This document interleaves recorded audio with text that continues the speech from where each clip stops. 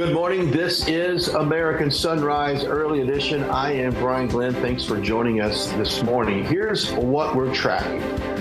First, breaking overseas, former Prince Andrew arrested by UK police over allegations linked to Jeffrey Epstein. Reports say he's accused of misconduct in public office and, if convicted, could face life in prison. Andrew remains in custody at the moment. We'll have the very latest coming up. Then, new details in the Rhode Island hockey arena shooting. The gunman's daughter is speaking out. What she says about his mental health and the signs she believes were there all along. That's coming up as well. And later, it's an international manhunt. The FBI now reaching out to Mexican authorities in the search for Nancy Guthrie.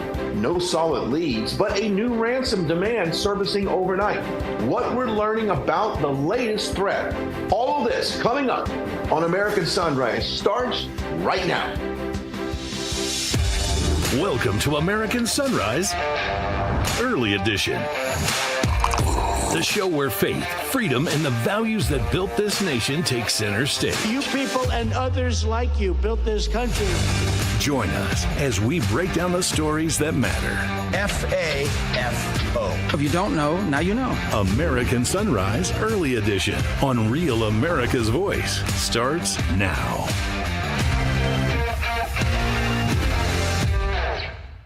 All right, good morning, everybody. Lots of stories. Before we go any further, let's get you ready for the day ahead. Here's how you can start your morning with us. Take a look at the bottom of your screen there. There's a QR code. That is your direct line to Weather Nation. Now scan it, get connected, and during the 9 a.m. hour of American Sunrise, we'll feature your hometown forecast live in real time there. So head over to our chats on Getter, Rumble, YouTube, and you could be next. So let's take a look at our national forecast. And joining us now is Weather Nation's Tracy Anthony. Tracy, good morning to you on this Thursday. How you doing? Hey, good morning. You know, it's Friday Eve, so can't complain. How about you? It's the best day of the week. Yes, it is. Right. Yeah, no, and it's been a crazy weather week, but it's, there's two flip sides of the coin because it makes it more interesting and entertaining, but some of this weather has been a little devastating this week. So out west, especially when we're talking about feet of snow and travel really being crippled across any of the higher elevations. But this map I know looks pretty busy, but want to kind of break it down in a little more, context for you. So we still have the fire danger that's going to continue out across the Central Plains. Out west, we have another system that's knocking on our doorstep. So that Pacific moisture is reloading. And as those lows work across the Rockies and then push over the Great Lakes to the northeast, we are in for kind of a 1-2 punch across these regions, and also that threat for severe storms. So we have a grab bag of weather today that's really going to be impacting a ton of people, but want to kind of talk about areas, out to the west where we still have, looks like these videos are from yesterday. Well, we will get that fixed, Brian. We will still have a good amount of snow. So they're talking avalanche dangers. That's very widespread, and we still have about 3 feet of snow that will be expected. So that's one of the biggest concerns and will be one of the big top stories we continue to follow. Yeah, lots of weather changes. We were talking off air this time of year, these transitional seasons. Man, you got to look out for some of those big storms going through the country. Tracy, thank you so much, and we'll see you back on American Sunrise here shortly. Sounds good. All right, let's turn now to our top story. President Trump back on the road today, heading to Rome, Georgia, as early voting continues in the race to fill former Congresswoman Marjorie Taylor Greene's seat. Now, meanwhile, back in Washington, his political team huddling behind closed doors, mapping out midterm strategies with a strong focus on the economy and election integrity. And that comes as the FBI continues its investigation into the seized election materials out of Fulton County, Georgia, adding another layer to the conversation. Joining us now, there's Marley Hornick, the CEO of Real America Vote and a government fraud expert. Marley, good morning to you on this Thursday. We'll get to the race here in Georgia 14, but first, what is the very latest on what's developing there in Fulton County? Well, one of the things that's going on in Fulton County, and it's happening across the country also, is that the left, the counter, is making this argument that this investigation and all of the voter roll requests across the country are actually nothing but a grab by the federal government for power over elections. They want to seize voter privacy, create a secondary list in D.C., and somehow use that to manipulate elections. And it's really important for us all to remember at this time that when our election structure was developed by the founders, deliberately and very conscientiously, they placed dual authority in the states and the federal government because each one has a vulnerability, honestly, to the other. So if the states run elections and the federal government has no oversight, then they can actually subvert the federal government. These requests, this investigation in Fulton County, these are justified legal actions that the Justice Department is pursuing in order to protect voting rights, not to subvert them in any way. It's a misnomer. Privacy of ballots, secrecy of the ballot is sacrosanct, but secrecy of who is on a voter list in the United States of America, sorry, you're going to lose that one. And that precedent, there's standing case law that goes back to 1888 on that one. They're going to lose it. And we just have to keep our heads on straight here while they're throwing all of these false arguments out into the media. Yeah. And as we go into the midterms, and of course, the SAVE Act, from what I understand, might potentially get a vote next week on the floor. We'll see exactly what happens on that. But when you look at the midterms and you go into 2028, the focus being on election integrity. That's one of the president's top agenda. That's what he ran on, is securing our elections. Is this topic getting enough attention? Not only from, I know it's getting a lot of attention from the liberal media as they're painting it in such a way that you just described. But is there getting enough attention from conservative outlets that need to, basically tell the other side of the story? I know that we do it, Marley, but are you seeing other outlets do it as well? Well, there's signs of it, but honestly, it's kind of a dry topic. Election administration is pretty boring. And the technical details that many extraordinary research across the country are showing and finding, like Kevin Monkla's work in Georgia that is assisting and adding to what the FBI is investigating, and Garland Favorito as well, many in Georgia working on that, showing that there were over 17,000 ballot images deleted, showing that there were nearly 4,000 double scanned ballots in 2020 in Fulton County. This kind of forensic detail is not usually what people are focused on when they're trying to get the groceries paid, trying to get the kids to baseball practice, and make all the pieces come together by the end of the day, right? So I think the risk that we face, which I really agree with you raising, and I appreciate you raising it, the risk is that we feel like the SAVE Act has got this covered, when in reality there are still a lot of opportunities for election control within the system. And I think what realamerica.vote is doing with our lawsuit in New York against Letitia James is really important. We are arguing that it is the right to choose representatives, not just voter ID. It's not just one item. It's the right to choose. And the administrators of our elections have to be able to prove to us that that is what happened. Otherwise, we will lose confidence in the system, and rightly so. Yeah. And I think when the American people lose confidence in their secure vote, I think that's when the true democracy, when people like to say it's a threat to our democracy, I think that's when we truly start to go down as a society. Because when people don't show up to vote, there is obviously consequences to that. Yeah, well, actually, that's when we become what the founders would identify as a democracy, a.k.a. mob rule, which is what we're already seeing in Minnesota. We have people claiming the protection of the First Amendment, but out in the streets saying, "off with her head" for Kristi Noem. You know, they're a little bit confused. That's the French Revolution. This is America. And we have the right to petition for redress of grievances. The First Amendment gives us the opportunity to have a dignified conversation with our government about things we would like to see done differently. They're in the wrong country. It is not the French Revolution, and we don't want to become that. We don't want to devolve into that kind of insanity and chaos. And we have to create that through our vote, 100%. I couldn't agree with you more. Wonderful. Let's turn our attention real quickly to Georgia 14th. Early voting had just started to replace the congressional seat that Marjorie Taylor Greene opened up. So what's your thoughts on this race? I know we got about 20-something candidates, all Republicans, trying to vie for this one seat. There's a couple Democrats in there as well. It's expected to stay red, but early polling indicates a large Democrat turnout. And then it could be with a congested Republican list of candidates. It was going to ultimately, in my opinion, go to a runoff. But what's your thoughts on Georgia 14th?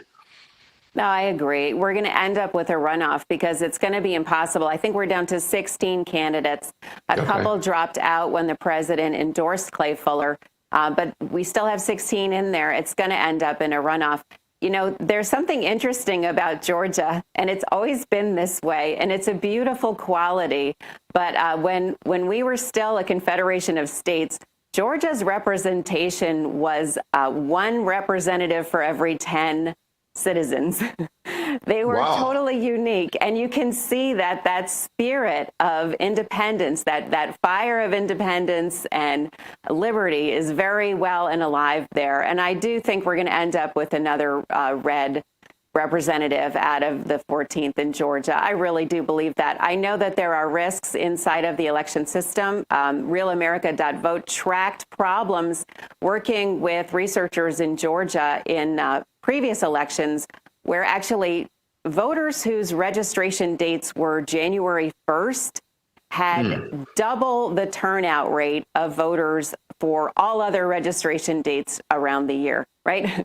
So if you're registered to vote on any other date than January 1st, you turn out around 46%. If you're registered to vote on January 1st, for some reason, very enthusiastic voters, turnout rates above 80%. So I'm just pointing that out because there's always a risk of fraud. That's why we have dual authority over elections. And we want to keep this one secure and we want to keep it red. All right, Marlene, thank you so much for all your information. Once again, that website that our viewers can go to. RealAmerica.vote. Thanks so much, Brian. It's great to be on with you again. Yes, ma'am. We look forward to seeing you again. Thank you. All right. Still ahead this morning, new details in the Rhode Island hockey arena tragedy, including what the gunman's family is saying now, plus the search for Nancy Guthrie goes international. The FBI reaching out to Mexican authorities as new ransom demand surfaces. We'll have the very latest as well. That's right after the break. Stick around.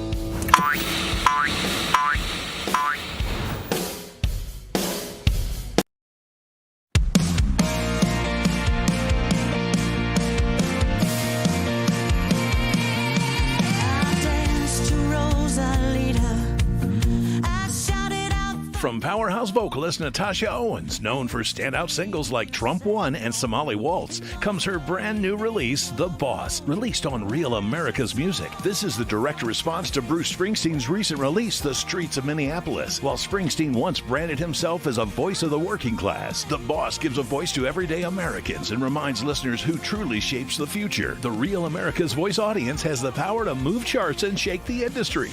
Download it right now. Scan the QR code or search The Boss on iTunes. Push it up the charts. Make them notice.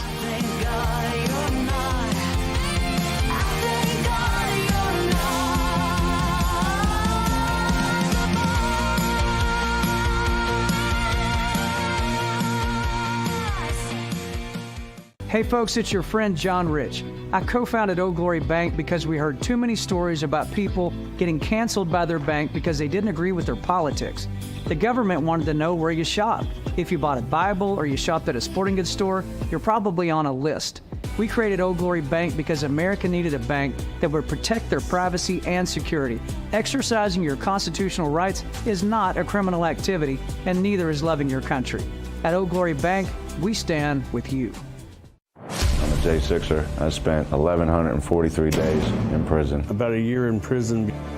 We were prosecuted, persecuted. J6ers have been treated like terrorists. And we need your help. Stand in the Gap was founded to stand in the gap for J6ers working to rebuild their lives after being incarcerated. For just $10 or more, you can help these patriots get back on their feet again. Every dollar you give is being matched up to $50,000. Go now to j6support.com and donate to.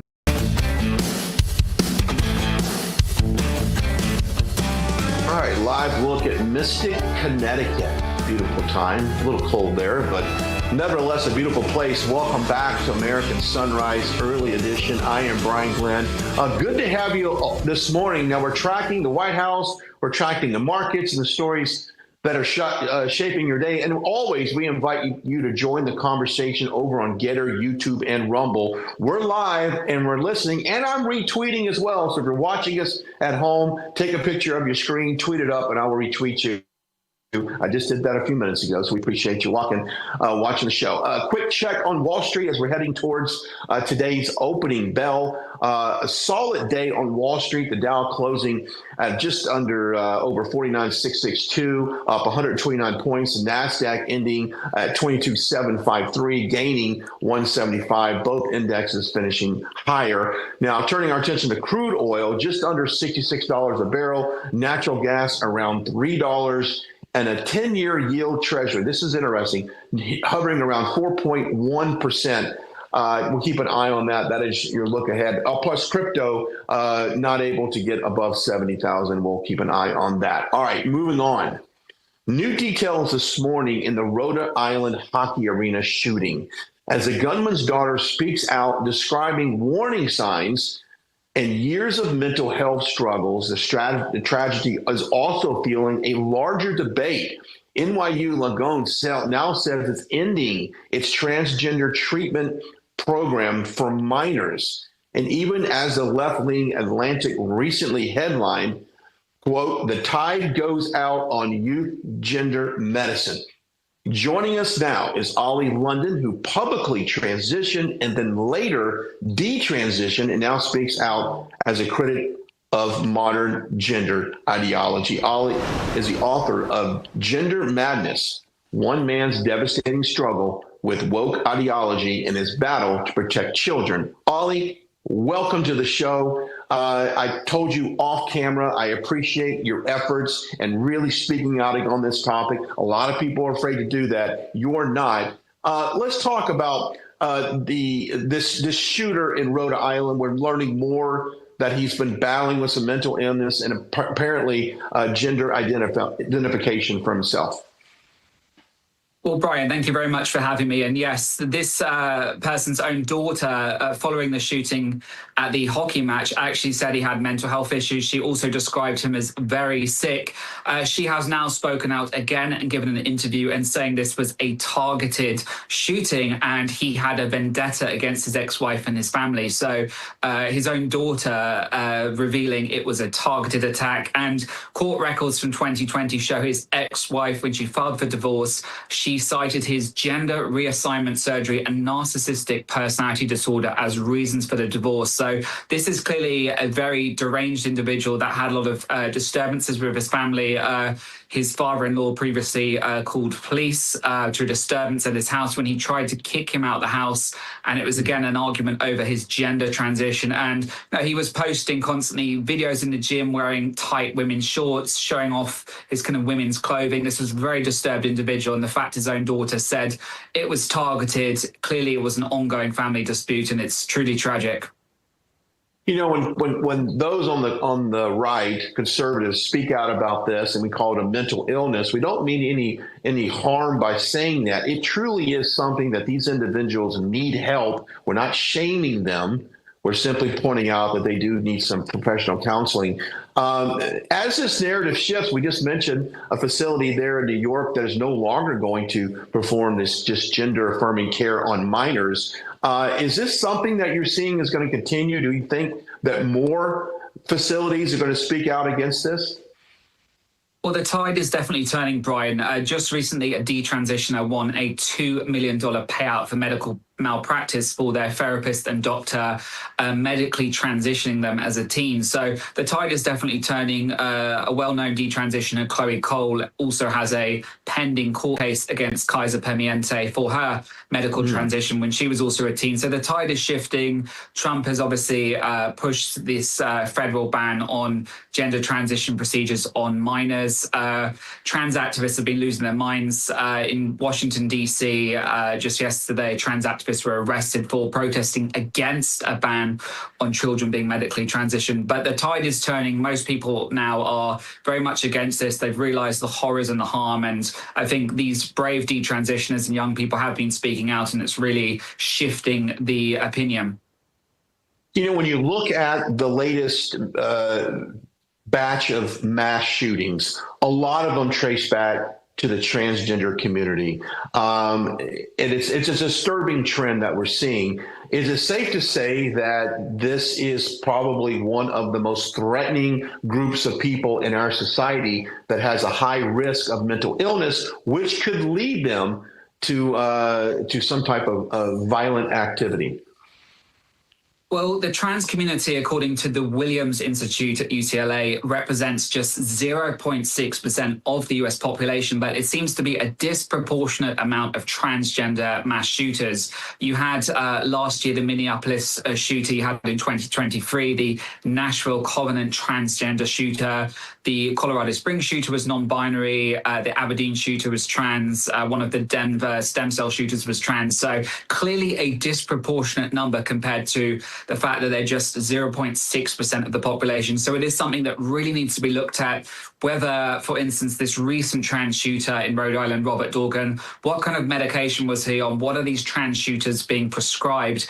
Is that leading them to a tendency to violence and aggression? This is something that needs to be explored. And it's not wrong to call it a mental illness. It is a mental illness. And, you know, there shouldn't be a shame in calling it that. It's not a hateful thing to say, but it does need to be addressed as a mental health illness. This latest trans shooter's own daughter said he had mental health issues. So why was he medically transitioned and made even more unstable? Yeah, Ollie, I will say this. On Marjorie Taylor Greene's last day in Congress, she was able to pass Protect Children's Innocence Act, which makes it a felony to perform transitioning surgeries on minors. That is now moved to the Senate. So, Ollie, well, hopefully this segment can put pressure on our Senate. This is a no-brainer. This is a 99% issue that people do not want the transitioning of our kids. Ollie, thank you so much for joining us. I appreciate it. Appreciate it, Brian. Have a great day. Thank you. Yes, sir. All right, still ahead. Peptides promoted as a fountain of youth, but the hype grows, and so does the shadow market. What's the real story, and what's risky about these? Plus, the search for Nancy Guthrie and the investigation now crossing borders as new ransom demand surfaces. The latest on both stories when we come back after the break. Real America's Voice is growing, and now it's all in one place. Introducing the new and improved RAV app, built for access, community, and choice, not paywalls. Here's the key. RAV is still free to watch. No sign-in, no membership required. Your favorite live streams, breaking coverage, and video on demand are all right there. Free, just like always. For the War Room Posse, we have to be a force multiplier on this. We have to stick the landing. In the White House, in the Oval Office, you're crushing it, my friend. And if you want more, the members section is your backstage pass. Get exclusive behind-the-scenes photos and videos, insider moments from the studio and the field, and early access to new content before it goes public. Members can also unlock special experiences like virtual meet and greets, member-only auctions, and select event access. Plus, commercial-free viewing of certain shows inside the app. It's not just an app, it's a community. Download the RAV app today. Find it in the App Store and Google Play. Welcome to Real America's Voice, Real Minute. Your quick look at the powerful stories of faith and freedom, inspiring audiences across the nation. Angel Studios presents. I'm Bo Davidson with your Real America's Voice, Real Minute. Did you ever wonder what truly happened in the COVID-19 pandemic and whether Anthony Fauci would ever be held accountable? I think we all have. Filmmaker Jenner First has an upcoming documentary that searches for truth, transparency, and accountability called Thank You, Dr. Fauci. Governments lie. Anthony Fauci put everyone on the planet at risk without their consent. It's beyond suspicious. Research caused a pandemic, killed 20 million, and cost $25 trillion. Fauci would prefer a lie. Public trust, national health, and global security are at stake as this documentary digs through thousands of pages of documents and interviews with former officials.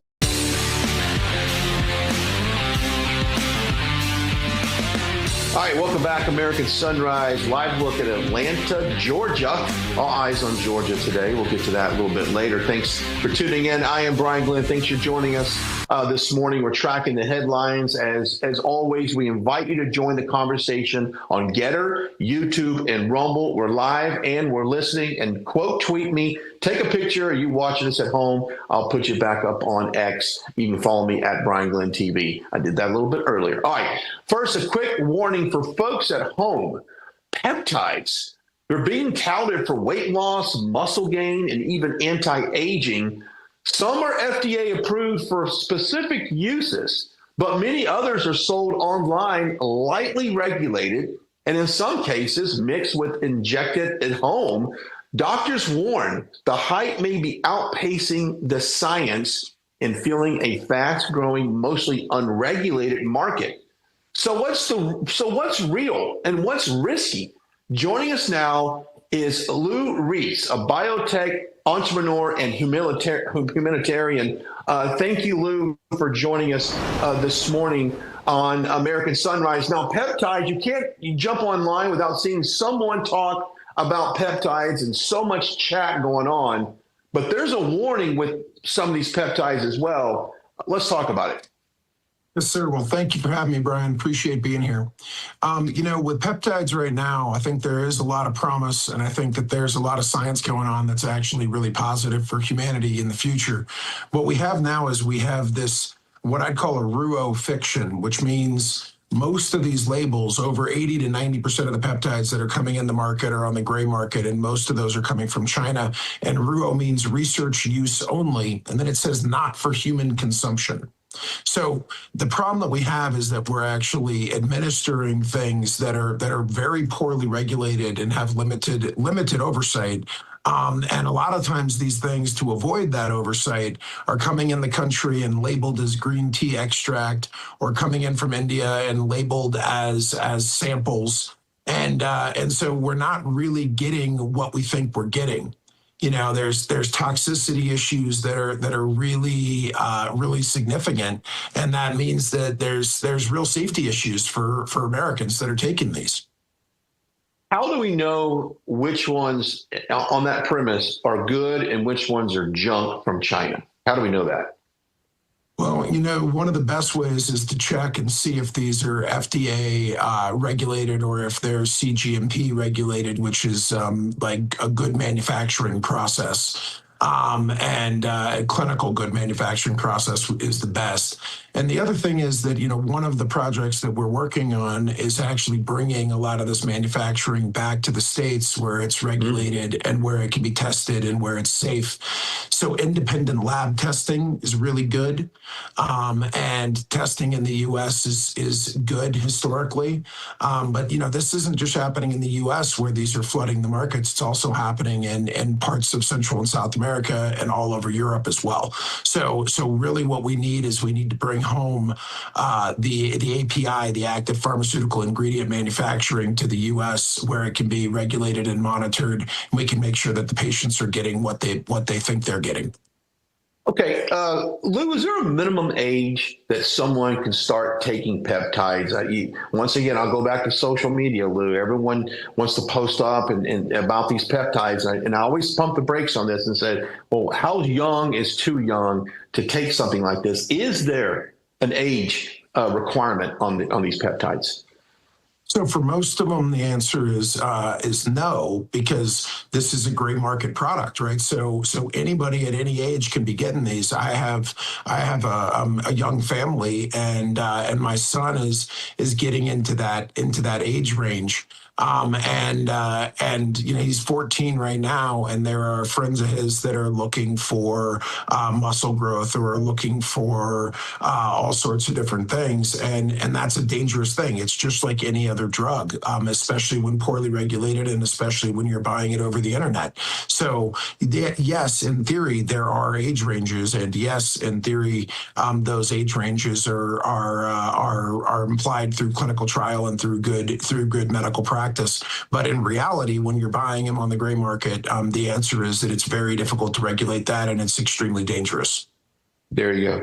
And also the biggest benefits from these peptides would be what? To kind of go through all the claims, what's the greatest benefit of some of them? I mean, I think the greatest benefits are what we've seen in some of the GLP-1s and GLP-3s, which are not fully approved yet, the GLP-3s, and those are surrounding weight loss. There are some concerning signs around muscle loss at the same time, but I think that the overall benefit there is significant. There are also alternatives for basically stimulating the immune system, and stimulating the immune system in certain ways that is been at least demonstrated. I'm not going to say proven, but demonstrated to have a really beneficial impact on, getting sick or on responses to recovery, things like that. There's also some muscle growth opportunities in the peptide space, and again, those aren't approved yet in a formal way, but I believe there's going to be some progress there. One of the largest issues facing health span in the United States is something called sarcopenia, and that's muscle wasting. And what happens is when people lose a lot of muscle, they get wobbly, and when they get wobbly, they can fall. And when they fall, they can break hips, and that's a progression. That's a downward spiral that really is brutal. And so there are some promising drugs in the pipeline for that as well. One of them is a myostatin activin A combo that's extremely exciting. But those are the main benefits. Wonderful. Lou Reese, it's always a pleasure. Good seeing you again, my friend. I look forward to talking about the next big medical breakthrough that I know that you're a part of, and we'll talk about that a little bit later. Thank you, Lou. Have a great weekend. Thanks so much. Appreciate you. Have a great day. Yes, sir. Have a great day. All right, the search for Nancy Guthrie expands beyond the U.S. borders. Now, the FBI is working with Mexican authorities as a new ransom demand emerged out of the West. A deadly blizzard triggers one of the worst avalanches in modern California history. 8 confirmed dead, 1 person still missing near Lake Tahoe. The latest on both those stories when we come back.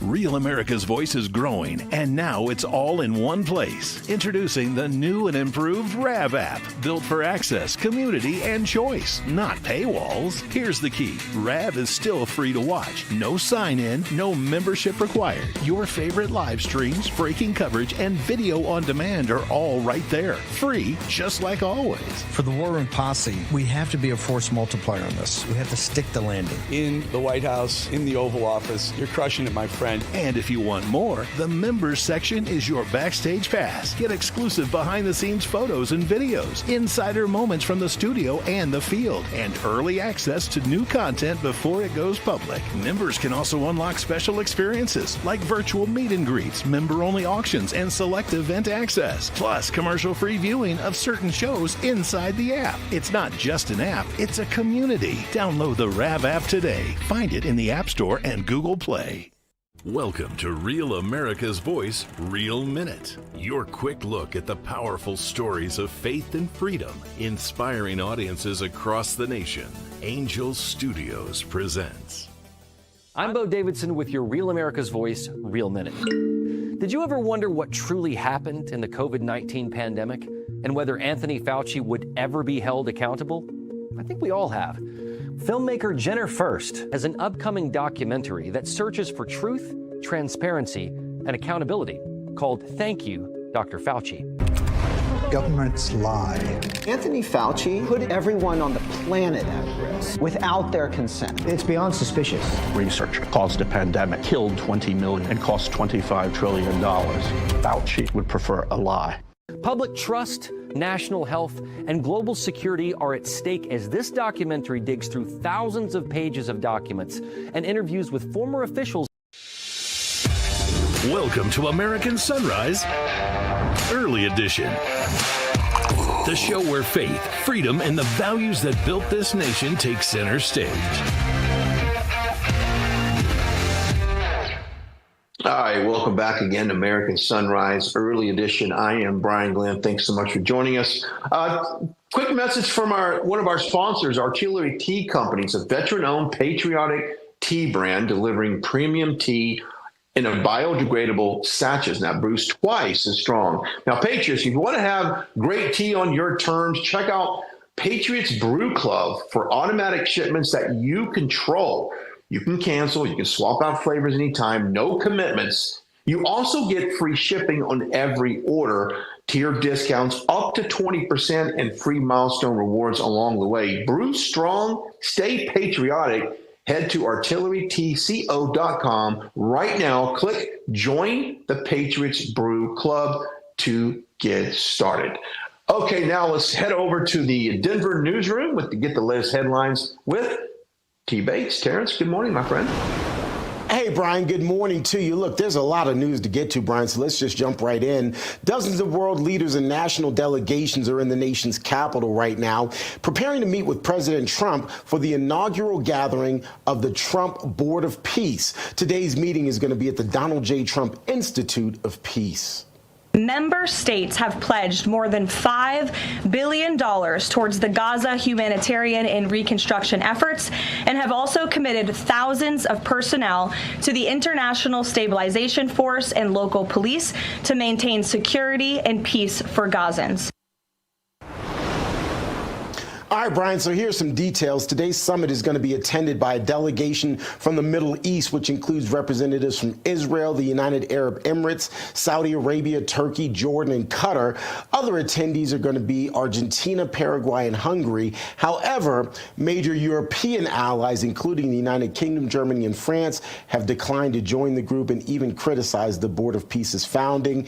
And then one of the latest headlines related to this story, Brian, Pope Leo has also turned down President Trump's invitation to join the board. We, of course, will have live coverage on this developing story here on Real America's Voice. But, Brian, you were there for the initial signing. You were in Davos. The initial signing of those member nations happened there in Davos. And so this is the next iteration. This is the next step as this Board of Peace moves forward. Yeah, even before that signing in Davos, I remember Carolyn Levitt mentioning this Board of Peace, and we started to kind of find out the details and the goal of this board. And it was to rebuild Gaza, and people couldn't comprehend what it would take, and of course the massive cleanup that would be involved in doing this, and the massive efforts it would need from not only countries but money, and we have seen money pour into this. That was one of the reasons, I will say that the Pope declined to get involved, because it had more of a corporate backing on it rather than perhaps a faith backing. That's his take on that. But yeah, Board of Peace, we'll see what it looks like today. We'll have, by the way, we'll have coverage of that right here on Real America's Voice as it happens. Absolutely. I believe President Trump is scheduled to speak about 9 o'clock Eastern time. So the moment he takes the podium, we'll, of course, take our viewers there.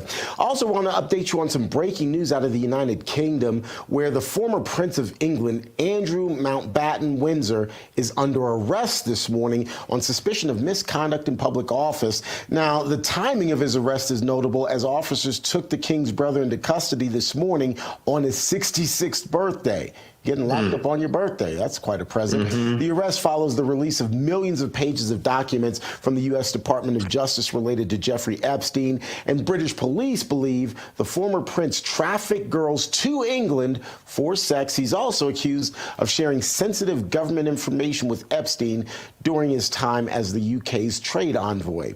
Thames Valley Police there in England leading the operation this morning. Multiple unmarked cars and plainclothes officers were seen at the area or at the scene where the former prince is living. The disgraced former royal cuffed and taken away. Authorities saying the case is ongoing and more details are expected as inquiries continue.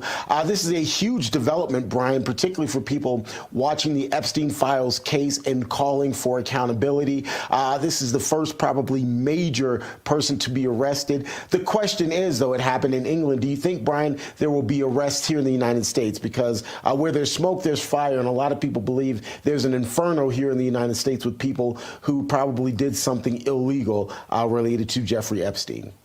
Yeah, I mean, if you take a look at some of the evidence that came out, the documents in those files that linked to the prince there, they were bad. But we have since then seen so far worse stuff come out on individuals in this country, elected officials, top business executives, personalities. So I don't know if we'll actually go as far as what you're seeing happening right now. I wish we would. I wish Pam Bondi, I wish we had continual coverage of people being, perk walked into the courthouse after being arrested on what they found for sure in these files. But that's yet to happen. But I definitely applaud the authorities over in the UK for really taking this seriously and taking action on it, not just talking about it. And doesn't it make a statement that a former royal, the brother of the king, the sitting king of England, was arrested? Now, there might be questions, and I have to admit, I'm one of those people, I'm always going to have questions. Are there really going to be any teeth, or are they going to give him a slap on the wrist because he is still the king's brother? Or are they going to really prosecute him to the fullest extent of the law? Well, it's more than what we're doing here. I think some of the Epstein victims at least have some satisfaction of someone being taken into custody. And I was watching the BBC and some other news outlets, Sky News this morning. It's all over. Of course, it's all over the news here. It's a big story. But at least something is happening, Terrance. No, agreed. Hopefully, it will embolden law enforcement here in the United States to really pursue people who are accused here in the U.S., and hopefully we'll see some perp walks and, prosecutions and ultimately convictions. All right, let's bring it back here to the U.S., Brian. You reported on this earlier. President Trump is going to continue a very busy day with a visit to Rome, Georgia. He's going to be visiting Georgia's 14th congressional district as early voting in a special election to fill the seat that was vacated by Marjorie Taylor Greene is happening. Now, during today's stop, 47 will speak about the economy, inflation, and other key issues. He's also expected to visit a steel factory there. Mr. Trump endorsing prosecutor Clay Fuller in a crowded field of candidates to replace MTG. That race, by the way, expected to go to a runoff since it's going to be difficult for any candidate to win a majority with nearly 20 candidates in that race. And Brian, don't be surprised to see Georgia Lieutenant Governor Burt Jones alongside the president today. Jones, of course, running for governor and already has Mr. Trump's endorsement. President Trump also endorsing, as I said, Clay Fuller. So look, let's not be fooled. This is also a campaign stop. I would imagine the president is there to show his face, to support the candidates that he's already endorsed and to try to push them over the line. Yeah. He's going to make a stop at Cusa Steel, which is right there in the heart of Rome, 14th District, big manufacturing plant. This is the flooring capital of the world in Georgia 14th. The majority of all the floors being manufactured comes from this district. So there's a lot of blue-collar jobs there. Now, as you said, the race to replace MTGC is pretty contested. There's 20, I think, candidates in that race. Now, as you spoke, it's not going to go, it'll go to a runoff. But I think clearly at the end of the day, you will have a Republican in this seat because it is a deeply red seat. This race typically, when Marjorie held this seat, was the first race called in the entire country just by the pure overwhelming support for her and Republicans in the seat. But President Trump is here to talk about the economy. and give it a boost and talk about the manufacturing in this country. And I think it's a good thing that when the president goes anywhere, it's good for your district. So I'm sure that Clayton Fuller appreciates him stopping by as well. Absolutely. Hey, what's your sense? Does President Trump's endorsement do it, even if it does go to a runoff? There are some other pretty well-known state lawmakers who are running for that seat as well. There's the one Congressman what's his name? Colton Moore. I couldn't think of his name. Colton Moore also running in that district. He's pretty well known across the state. Is the Trump endorsement really kind of the golden ticket, or is this going to be more contested than most people would assume? Well, I will say this. I think a lot of people in the Georgia 14th district looks at Fuller as being more your institutional Republican, from what I've been told. So they look at Colton Moore being more organic, and Fuller being more of the person that would be open to taking money from AIPAC or one of these big lobbyists, and Colton Moore being the one that wouldn't. So we'll see which one the voters decide would be the best representation for this district, but it's certainly going to be a contested race. Thank you. All right. Thanks, Terrance. We'll see you back on the other side for America's Sunrise. All right. As we turn now our attention to Tucson, Arizona, for the very latest in the disappearance of Nancy Guthrie. The FBI now reaching out to Mexican authorities as the investigation goes international. Authorities say there are no solid leads, but a new ransom demand has surfaced, this time involving a different cryptocurrency account. Joining us live from Tucson to talk about this and a whole lot more, Kevin Basovic. Thank you so much for joining us. Wow. So now we have a new ransom note that uses a different cryptocurrency. Kind of strange. Yes, Brian. So it is strange because on one hand we have, this new ransom note come out and it says it needs an alternate form of cryptocurrency, and also the email itself has been encrypted, so it's hard to track. And that was one of my initial thoughts on that. And, so we have this very sophisticated wording, we're told. And so also just a brief, these new messages will not be read to the audience like the prior ones, but we're given summaries of this. So yeah, we're told it's very sophisticated wording, and that there's assumptions that, she could be south of the border now, Nancy. And also, $6 billion alternative crypto, encrypted email. And then you contrast that with the video itself, and there's a lot of speculation that this burglar kidnapper wasn't the brightest individual. So that I will give an educated guess here and say that, that would mean there's perhaps at least two people involved here. Maybe one of them's just the guy on the ground and the other guy's sending the messages. But that is a bit strange. I mean, to be that high level sophisticated. So, from Sheriff Nanos, he's saying the case is far from cold, and he's pleading with the suspects to just let her go.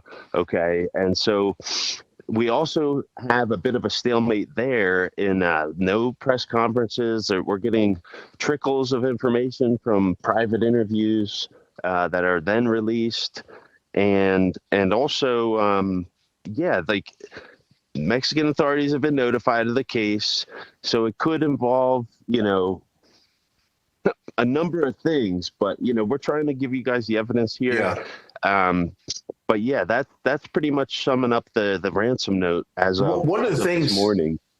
Kevin, one of the things that I noted early on when they referred to a dollar amount, it said USD, US dollars. Anyone in the States doesn't refer to, if I was to say I was going to send you $100 or $100, I wouldn't say 100 US dollars. That's only made from someone outside the country. I learned that when I went over to Switzerland, how they refer to our currency. So initially, Kevin, when this happened and I saw that, I said, this person's from out of country. Well, the nearest country to all of us is Mexico. So we'll continue to watch all of this. Kevin, how can people follow you on social media? I know you're on the ground there in Tucson doing amazing work. How can they follow you? Well, you can follow me here, Rav field correspondent on X and Instagram. That is my real name. And we are not institutional media that is being attacked and having hit pieces written about us. We are trying to keep it real over here. So, yeah, you can follow me on there. And sometimes I do Substack as well. I'm trying to get on that. But, yeah, please stay tuned. There's continuing developments down here in the Catalina foothills. All right, Kevin, thank you so much. Have a great rest of the day. We'll see you. Thank you. All right, still to come on American Sunrise Early Edition, the NFB 2026 Christian Media Convention continues in Tennessee. Today, we'll have a live look on the ground. Keep it right here. The NRB's up next. Stick around.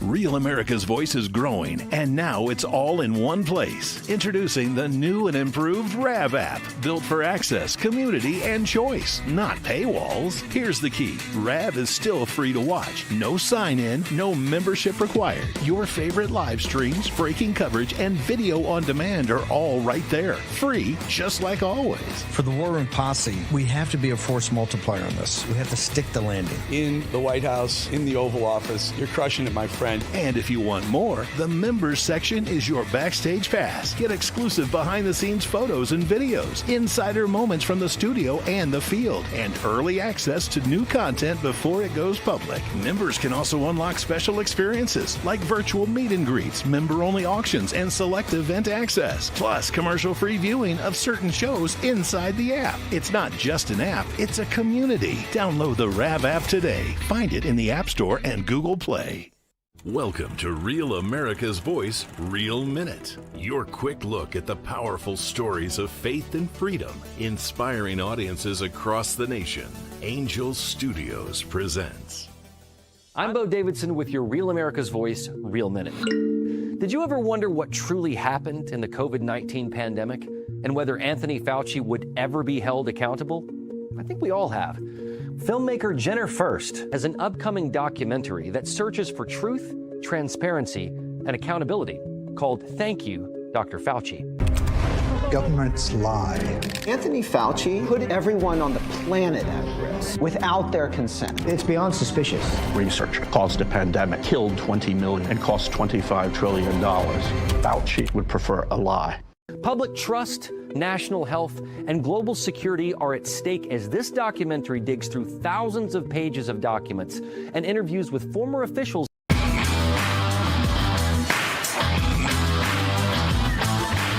All right, live look at Onset, Massachusetts. Sun coming up over there. Beautiful day on tap. All right, welcome back. America's Sunrise Early Edition. I am Brian Glenn. The NRB 2026 International Christian Media Convention rolls on today in Nashville, Tennessee. Now, the gathering is drawing Christian broadcaster, ministry leaders, and content creators from across the country and around the globe. For more, let's bring in RAV's correspondent, Bo Davidson, who is on the ground there. Bo, good morning to you. Good morning to you, Brian. You know, quite a turn of the tables. You know, usually I'm in the studio and you're in the field, and we're kind of flip-flopping that today, but all for good reason. You know, I'm out here in the bright, crisp Nashville, chilly air. Yeah, it's great. And I'm here in the parking lot right now of the Gaylord Opryland Center. And you know, Brian, you've been here many times before. I used to live here for 10 years. Huge event space. But this is, as you described, it's the largest gathering of Christian communicators in the world. And it happens once a year, called the National Religious Broadcasters Conference. Used to be called, I think, the Christian Broadcasters Conference, but they expanded it because there's a large contingency of other faiths, namely Jewish people that are coming here that are obviously being persecuted. So religious liberty, religious persecution around the globe. We know about Nigeria, Christians in Nigeria, all across the world where people are being persecuted. What this conference wants to do is get the message of faith and advancing the kingdom of God all throughout the globe. Amen to that. That's what we need more in the society. Now, is this a way that people can come and look at some of these content creators, and if they have a network, they have a broadcast platform, they can kind of put people together? It's kind of a networking event, is it not? Very big networking event. Yeah, I mean, you see a lot of the broadcasters that you would expect. I think it's actually important, Brian, that RAV is here because as RAV expands its portfolio, we know about Real America's Music, Real America's Faith and Family to come, it's important to know that our presidents, our vice presidents here, those who are in charge, are men of faith, and that's in their heart. And I think that, you know, when you're doing this from a journalistic perspective, obviously we're supposed to be unbiased. We're reporting the honest news to you. But also I think it's important to advance what's up here, you know, what's up above us, and that's God. And I think we know we lead with that. So, yes, it's networking. Yes, it's seeing familiar faces. We don't have to worry about drinks being poured on us here, as some of our camera operators, the one in front of me, has experienced in the past. But, you know, there's some really good people here, too, Brian. I had an amazing interview yesterday morning with Kathy Ireland. Now, why is Kathy Ireland here? Isn't she a supermodel from Sports Illustrated? You remember her. But she's leading her entire entrepreneurial vision and businesses with faith. And she started co-founded a Christian school in California. She started a Bible study in her neighborhood, leading with faith. But Bo, we appreciate you. For social media purpose, real quickly, how can people follow you on the ground there? At the Bo Davidson. And one last thing, Brian, big announcement. Pete Hegseth coming tonight to the Freedom 250 gathering right here at NRB. Big name. That is awesome. All right, that does it for today. We'll be back here tomorrow, same time as always. Goodbye and God bless. We'll see you. American Sunrise is a great way to start your morning. Join us Monday through Friday from 8 to 10 a.m. Eastern Time. We've got the news of the day and some compelling interviews that you don't want to miss. Here's what you missed from yesterday. David, you mentioned it, the Nancy Guthrie case. It is still making major headlines. So let's start with that. We'll get right to it. As DNA found on a glove near the home of Nancy Guthrie has no match in the National Crime Database. Officials say the DNA was tested through the FBI system known as CODIS, but no match was found. Investigators also say the DNA does not match evidence from the home. The 84-year-old, in the meantime, remains missing after almost 3 weeks. So it's day 18 here, and we still have no proof of life, okay? But we have a fourth ransom note, and really it's kind of odd that you don't see much more going on here. What we're looking at is a $100,000 reward from the FBI for any information moving forward here. Former Secretary of State and First Lady Hillary Clinton said that she and her husband, former President Bill Clinton, have no links whatsoever to Jeffrey Epstein. Let's get a full investigation of everyone mentioned. If my name were mentioned in the Epstein files, I'll tell you what, I would be saying, great, please investigate, because I'm innocent. So please, let's investigate. Who on the other side of the political aisle can I join hands with to investigate these children being ritualistically tortured, murdered, and even worse, if that's possible? I think that the Clintons, of course, they're going to have an opportunity to speak with the House Oversight Committee. I believe that's scheduled for sometime next week, but they're going to have an opportunity to be heard and an opportunity to express. And again, as you said, I think if somebody's name is on the list, you would welcome the opportunity to explain whatever your relationship was and that you had nothing to do with what was taking place from what we're learning. You've got the DHS funding. Where are we with that exactly? It doesn't seem like we're going anywhere with it. This is it's atrocious. When you stop and think about the fact that, again, Chuck Schumer has decided to use the American people as leverage. He's decided to put our security at risk. We're looking at a reality here where DHS is not funded. They say it's about ICE, but the reality is we just keep reminding folks ICE and Customs Border Patrol are funded in the One Big Beautiful Bill, and they're going to be continuing to do the work that they're doing. The people that are at risk, when you think about TSA agents, you think about FEMA, you think about our Coast Guard, you think about our Secret Service, all of these people that protect Americans day in and day out are working now without paychecks and will miss their first paycheck if this thing extends into the 1st of August.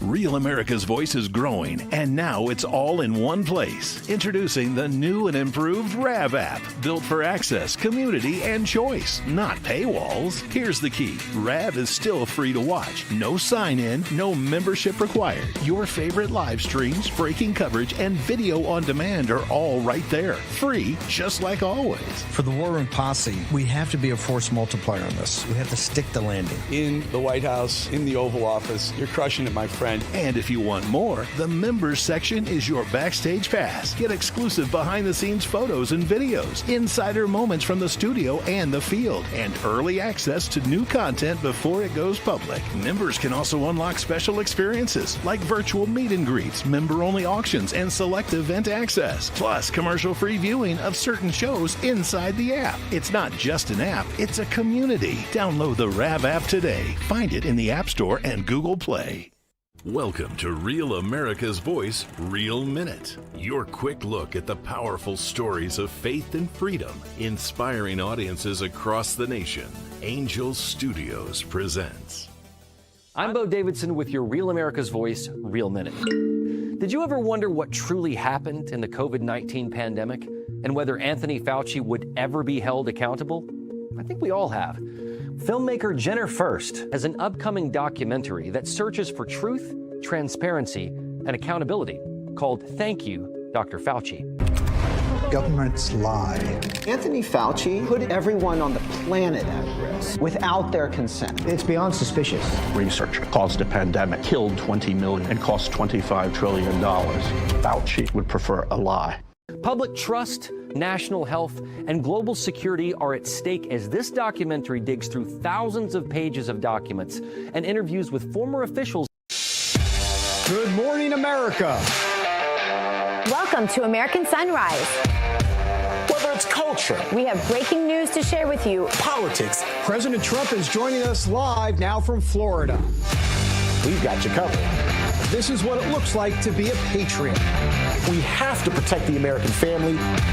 The American dream is still alive. I'm David Brody. I'm Terrance. And I'm Dr. Gina. Breaking news from Real America's Voice. Welcome to American Sunrise. I'm Terrance Bates, and we begin this morning with breaking news from the United Kingdom, where the former Prince of England, Andrew Mountbatten Windsor, is under arrest on suspicion of misconduct in public office. Now, the timing of the arrest is notable as officers took the King's brother into custody early this morning on his 66th birthday. The arrest follows the release of millions of pages of documents from the U.S. Department of Justice related to Jeffrey Epstein. British police believe the former prince trafficked girls to England for sex. He's also accused of sharing sensitive government information with Epstein during his time as the UK's trade envoy.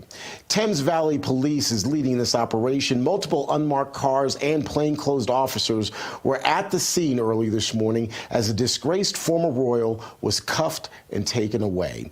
Authorities say the case is ongoing and more details are expected as inquiries continue. Let's bring in David Brody in Washington, D.C., and Dr. Gina in our West Palm studios for reaction to all of this. David, Gina, good morning to you. Dr. Gina, I want to start with you because you have been calling for perp walks. Yes, this happened in England, but it is a first step, and I think we are all hopeful that those who are responsible here in the United States and have broken the law will also be held to account. Right. Well, it is interesting because we are seeing perp walks, not just here, but around the world, actually. And we'd sure love to see some here in America. This is very interesting for so many reasons. You know, there was an interview a few years ago with Prince Andrew, where he completely denied everything that we're talking about this morning. And of course, his mother, and I'm not into the royals in an ordinary circumstance, but today I'm very into the royals because people in the UK that are my friends are saying this could actually end the monarchy. That's how big of a deal this is. And it's not just Prince Andrew.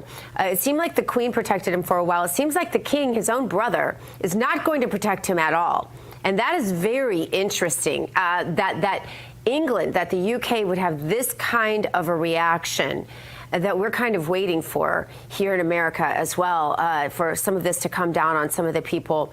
And because, again, these are children. Now, the other interesting thing to note, the only other thing I can think that you didn't mention, Terrance, is that he had denied he was involved with Guthrie.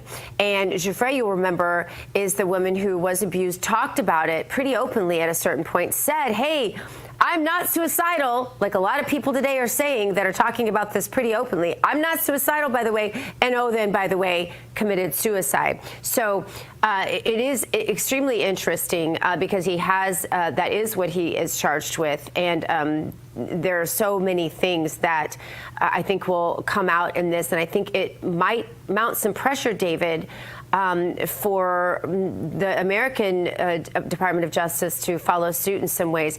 At least I hope so. The other really interesting thing that's happening is it is rumored, strongly rumored, that, and reported actually in major news sources, that it looks like Starmer will also be caught up in this eventually. So we can look for more news to fall on this, David. Yeah, I'm glad you brought that last part up. I mean, this could be potentially the beginning of the end of Keir Starmer in the UK. I mean, remember, it was Peter Mandelson, the ambassador, that he appointed. And, of course, Mandelson had all these ties with Epstein. So everybody's like, wait a minute, how did you not know about that, Keir Starmer? And so all of these documents are going to be released about the process of even putting him in, or trying to put him in, as ambassador there in Britain. So that's going to be interesting. Look, a couple of things. First of all, I thought it was interesting that UK police, when they made this announcement about the arrest, they never said his name, Prince Andrew's name. They said a man in his 60s, which I thought was interesting. We do know it is indeed Prince Andrew for sure. But look, I mean, this is the brother of the king. I mean, modern history, this is huge. Yeah. It's the brother of the king. Yeah. Now, having said that, the royal family, for many, not just decades here, but I'm talking about back into the King Henry VIII, and you can go back even further than that. I mean, there's plenty of scandals surrounding royal families in the UK, no doubt about it. But in modern history, an actual arrest of the brother of the king, we haven't seen it. So this is huge. One last thing to point out. My understanding is that these charges, whenever we find out exactly what they are, will involve the fact that what Prince Andrew was doing at the time was forwarding emails and confidential documents to Epstein, because he was trade envoy for the UK. And so he was giving Epstein sensitive information. That's the misconduct in public office part of it. Don't think it's going to have anything to do necessarily with the sexual allegations and all of that. It may. I'm not saying it won't. But I'm saying I think that is what they're looking at specifically, guys. And just to add, again, one of the allegations is that the former prince did, in fact, traffic young girls or women into England for sex. And the implication is that it was with the assistance of Jeffrey Epstein. That's one of the allegations out there. And we, of course, will see whether law enforcement there in England will also continue to follow that lead and ultimately. Yeah, I've got one more thing too. Go, David. Yeah, I was just going to say, let's remember, to Gina's point about the monarchy and how it could, this idea of taking down the monarchy turned a blind eye to this for a while. Then they kind of said, hey, well, we'll wait and see how all this shakes out. And that went on for years. And then finally, basically, King Charles now was forced to send his brother, as they like to say, to a shack in the countryside. Okay, it's an estate, it's not a shack. But the point is, they had to send him away. He was kind of dragged kicking and screaming on all of this, Dr. G. Yeah, one other really interesting point of this is projecting a little bit. If Starmer were to be brought down with this, that would be particularly interesting from a geopolitical standpoint, because, of course, he's leader of the Labour Party, and if he were to be brought down with this, this might usher in a more conservative governance, which has been such a problem, especially with all of the Islamism that has sort of pervaded British politics of late. I was there. I think I told you. I saw it with my own eyes. It was shocking. So it's very interesting to think of what could happen on a grand scale from a political perspective because of all of this as well. That's a great point. Yeah, David and Gina, we, of course, will continue to follow the fallout of the Epstein files, be it abroad or domestically. Another big story that's developing, President Trump is going to have his first meeting of the Board of Peace. It's going to happen in Washington, D.C. here probably within the next hour or so. And once the president takes the podium, we, of course, will take you there to D.C. so we can hear his remarks. While this is a huge step forward, particularly in terms of securing Gaza, there are a number number of storylines, I think, that are outstanding specifically for me. The fact that a number of European allies are not going to be part of this meeting and have refused to join this Board of Peace. David, what do you make of all of this, or what are you looking forward to as this Board of Peace convenes today? Well, I hate to be the wet blanket on all of this, but let me please indulge myself and be the wet blanket for a second, which is this. You can't have a Board of Peace until you have Hamas disarm. And it's really that simple. And Hamas has not disarmed. Okay, so let's just be clear. I mean, Hamas has about 60,000 AK-47s and other weapons, or excuse me, other guns and ammo and all that type of stuff there. They've got about 60,000. Israel did not do the job, okay? Hamas is not disarmed. So there's no way you can have a Board of Peace go in with this International Stabilization Force, this ISF, to go in and actually have a new governing body when you have Hamas controlling Gaza. Hamas still controls Gaza. They are crippled, they are neutered, call it whatever you want, but they're still there and they're armed. So until that gets resolved, this is going to be interesting. Be interesting to see how it all shapes out regarding humanitarian aid and, you know, the Palestinian governance of this somehow, some way. Whatever. Well, listen, but you got to disarm Hamas, Gina. That's the number one goal here. Yeah, and I do want to get to the Bible verse, but I want to say one other thing that's very interesting to note, and that is in light of all of the controversy with Carrie Pujan Bowler and the faith and President Trump's faith board and all of the things we saw, the fireworks we saw, I can't remember if it was late last week or early this week. It's all running together at this point. Yeah. It's very interesting because her assertion was that Catholics are not Zionists, that it's not in their Catholic doctrine to be Zionist. Now, I'm not saying that's true or not. I'm saying this is what Carrie said in the faith board. And it's very interesting then that on top of that, on the heels of that, literally, the Vatican then said they would not be part of the peace board. So that's another just an interesting little tidbit if you're following all of this sort of undercurrent happening out there in social media and the political world. Let's get to today's Bible verse. It's from Habakkuk chapter 3, verse 17 through 19. Though the fig tree may not blossom, nor fruit be on the vines, though the labor of the olive may fail, and the fields yield no food, though the flock may be cut off from the fold, and there be no herd in the stalls, yet I will rejoice in the Lord. I will joy in the God of my salvation. The Lord God is my strength. He will make my feet like deer's feet, and he will make me walk on high hills. I love that. If you've ever been to Israel and you've seen the gazelles run through the mountains, you totally get that. Like, you totally get what they're talking about right here. Love it. All right. Coming up, we check out the hottest headlines from the RAV Newsroom with Terrance Bates. Also, later, California Governor Gavin Newsom made a shocking comparison regarding President Trump's use of law enforcement across the country. How do cops feel about that? We ask one soon on American Sunrise.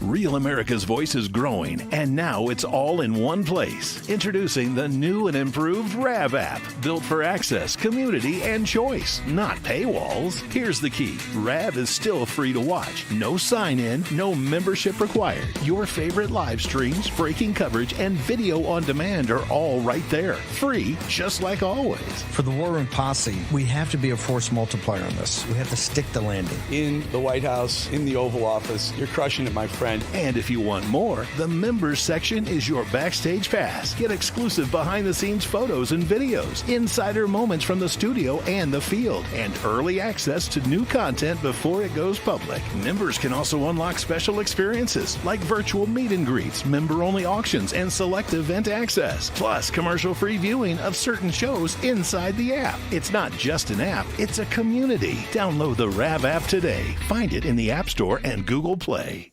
Welcome to Real America's Voice, Real Minute. Your quick look at the powerful stories of faith and freedom, inspiring audiences across the nation.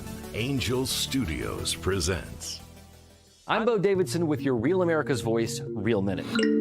Did you ever wonder what truly happened in the COVID-19 pandemic and whether Anthony Fauci would ever be held accountable? I think we all have. Filmmaker Jenner First has an upcoming documentary that searches for truth, transparency, and accountability called Thank You, Dr. Fauci. Governments lie. Anthony Fauci put everyone on the planet at risk without their consent. It's beyond suspicious.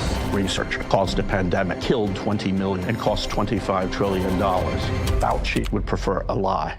Public trust, national health, and global security are at stake as this documentary digs through thousands of pages of documents and interviews with former officials. This news break is brought to you by AMAC, Association of Mature American Citizens.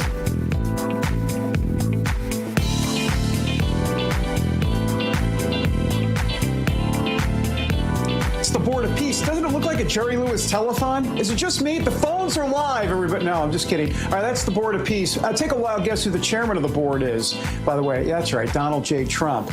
And this event will be at the Donald J. Trump Institute of Peace. My goodness, not shocking, by the way. Welcome back, everybody, to American Sunrise. President Trump about to speak, actually about 9 a.m. Eastern here. So we'll take that when it happens. First, though, T. Bates standing by with the latest headlines from the Real America's Voice newsroom, sponsored by AMAC. The Association of Mature American Citizens is the conservative voice for Americans 50 and older. AMAC is fighting for the values that you hold dear. Join today. Together, we can write the course of America. David just mentioned it, the story we're watching right now. Dozens of world leaders and national delegations in the nation's capital preparing to meet with President Trump for the inaugural gathering of the Trump Board of Peace. In fact, today's meeting is going to happen at the Donald J. Trump Institute of Peace. Member states have pledged more than $5 billion towards the Gaza humanitarian and reconstruction efforts and have also committed thousands of personnel to the International Stabilization Force and local police to maintain security and peace for Gazans. Today's summit is going to be attended by a delegation from the Middle East, which includes representatives from Israel, the United Arab Emirates, Saudi Arabia, Turkey, Jordan, as well as Qatar. Other attendees will be Argentina, Paraguay, and Hungary. However, major European allies, including the United Kingdom, Germany, and France, have declined to join the group and even criticized the Board of Peace's founding. Pope Leo has also turned down President Trump's invitation to join the board. The commander-in-chief will continue his busy day with a visit to Rome, Georgia. He'll visit Georgia's 14th congressional district as early voting in a special election to fill the seat vacated by Republican Marjorie Taylor Greene continues. During today's stop, 47 will speak about the economy, inflation, and other key issues. He's also expected to visit a steel facility there in that district. Mr. Trump is endorsing prosecutor Clay Fuller in a crowded field of candidates to replace MTG.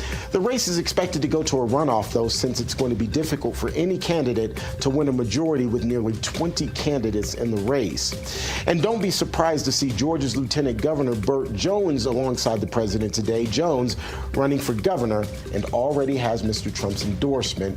President Trump is also again endorsing Clay Fuller in the 14th congressional district there in Georgia. 8 skiers are dead, and the search is on for one more who is missing following an avalanche near Lake Tahoe in California. Authorities are calling it the nation's deadliest avalanche in nearly a decade. The good news is 6 skiers were rescued after being subjected to the avalanche conditions for some 5 hours or even closer to 6 hours Tuesday. Well, this morning, questions are being asked about why the 3-day trip even took place on Sunday, given the forecast for a major winter storm. The Sierra Avalanche Center even issued an avalanche watch that morning. Since then, between 3 and 6 feet of snow has fallen. The victims include 7 women and 2 men between 30 and 55 years old. While their bodies have been located, recovery crews haven't been able to get to them because of the extreme conditions.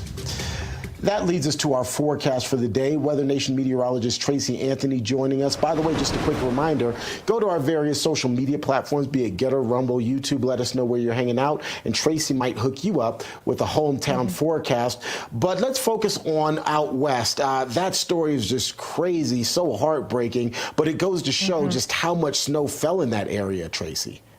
Yeah, you know, the reports as of midday yesterday, the highest report I had seen was 73 inches of snow. That's just this week. And unfortunately, they have another system that's going to be pumping in more moisture throughout the day today. So they had a little bit of a break, but it's going to be this heavy, wet snow. This is, that snow that makes you sweat when you get outside to shovel. This causes health issues, things like that. And when you get, 5-6 feet of this snow on top of a weaker snowpack, that's why we are experiencing widespread avalanche concerns across the Intermountain West. And it's not just areas of California. I know there's a lot going on this map, so there's a lot of watches and warnings across the country. But the blue areas here are where we do have avalanche warnings. So it's the Colorado Rockies as well, into areas of Utah, and then the Sierra Nevada range as well. But look at that moisture. It is just starting to roll right back through areas like the Bay Area dealing with rain, and we're starting to see that snowfall pick right back up. So from coast to coast, this is your typical spring-like pattern if I've ever seen one, because we have a grab bag of weather going on. Out west, it's the snow. Across the Central Plains, it's heat and fire. And now today we have a risk for strong to severe thunderstorms. And Terrance, we do have a threat for tornadoes. So we're getting back into that severe weather season. I want to make sure everyone is able to stay weather aware, so you can always download the Weather Nation app also. Terrance? There you go, folks. Always good to talk to you, Tracy. Good information there. And as Tracy said, folks, download the Weather Nation app and stay current with all the weather conditions no matter where you are. Appreciate you, Tracy. Well, folks, just a reminder, we're awaiting President Trump's arrival at the Board of Peace meeting, which is happening in about an hour, just a little bit under an hour in Washington, D.C. We'll, of course, take you there live the moment it happens. Here's a live look at the room as the attendees will be showing up here in short order. But next, the search for Nancy Guthrie is continuing. What new leads are coming in? We'll have updates for you ahead. Right now, though, a quick look at this day in history.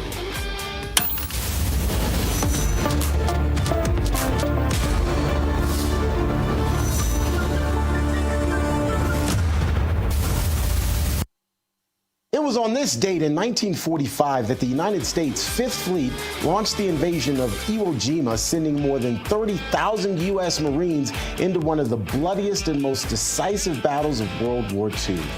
American forces faced ferocious Japanese defenses, fighting yard by yard to secure a strategic island that would help turn the tide in the Pacific. Nearly 7,000 American service members would lose their lives in that campaign, but their sacrifice delivered a critical victory for freedom.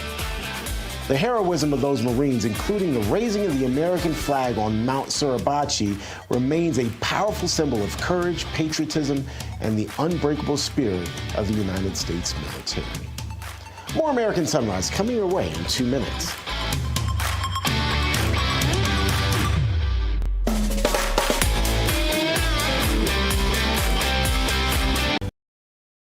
Real America's Voice is growing, and now it's all in one place. Introducing the new and improved RAV app, built for access, community, and choice, not paywalls. Here's the key. RAV is still free to watch. No sign-in, no membership required. Your favorite live streams, breaking coverage, and video on demand are all right there. Free, just like always. For the War Room Posse, we have to be a force multiplier on this. We have to stick the landing. In the White House, in the Oval Office, you're crushing it, my friend. And if you want more, the members section is your backstage pass. Get exclusive behind-the-scenes photos and videos, insider moments from the studio and the field, and early access to new content before it goes public. Members can also unlock special experiences like virtual meet and greets, member-only auctions, and select event access, plus commercial-free viewing of certain shows inside the app. It's not just an app, it's a community. Download the RAV app today. Find it in the App Store and Google Play.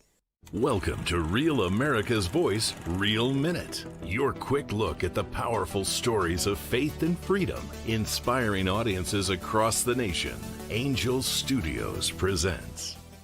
I'm Bo Davidson with your Real America's Voice, Real Minute. Did you ever wonder what truly happened in the COVID-19 pandemic and whether Anthony Fauci would ever be held accountable? I think we all have. Filmmaker Jenner First has an upcoming documentary that searches for truth, transparency, and accountability called Thank You, Dr. Fauci. Governments lie. Anthony Fauci put everyone on the planet at risk without their consent. It's beyond suspicious. Research caused a pandemic, killed 20 million, and cost $25 trillion. Fauci would prefer a lie. Public trust, national health, and global security are at stake as this documentary digs through thousands of pages of documents and interviews with former officials.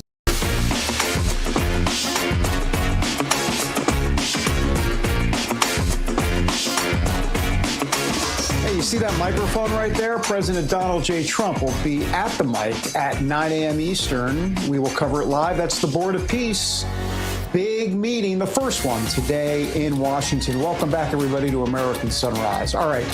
The FBI has now reached out to Mexican authorities as part of the ongoing search for 84-year-old Nancy Guthrie, who vanished, of course, from her Tucson, Arizona home early February 1st. Investigators say they're sharing information with Mexican federal law enforcement. Amid speculation, she may have been taken across the border, but authorities caution, hold on, no confirmed evidence that she's crossed into Mexico. Her home, by the way, is about 70 miles or so from the Mexican border. All right, let's bring in the law enforcement analyst, also a crime crisis analyst and retired LAPD officer. That would be Arif Halaby.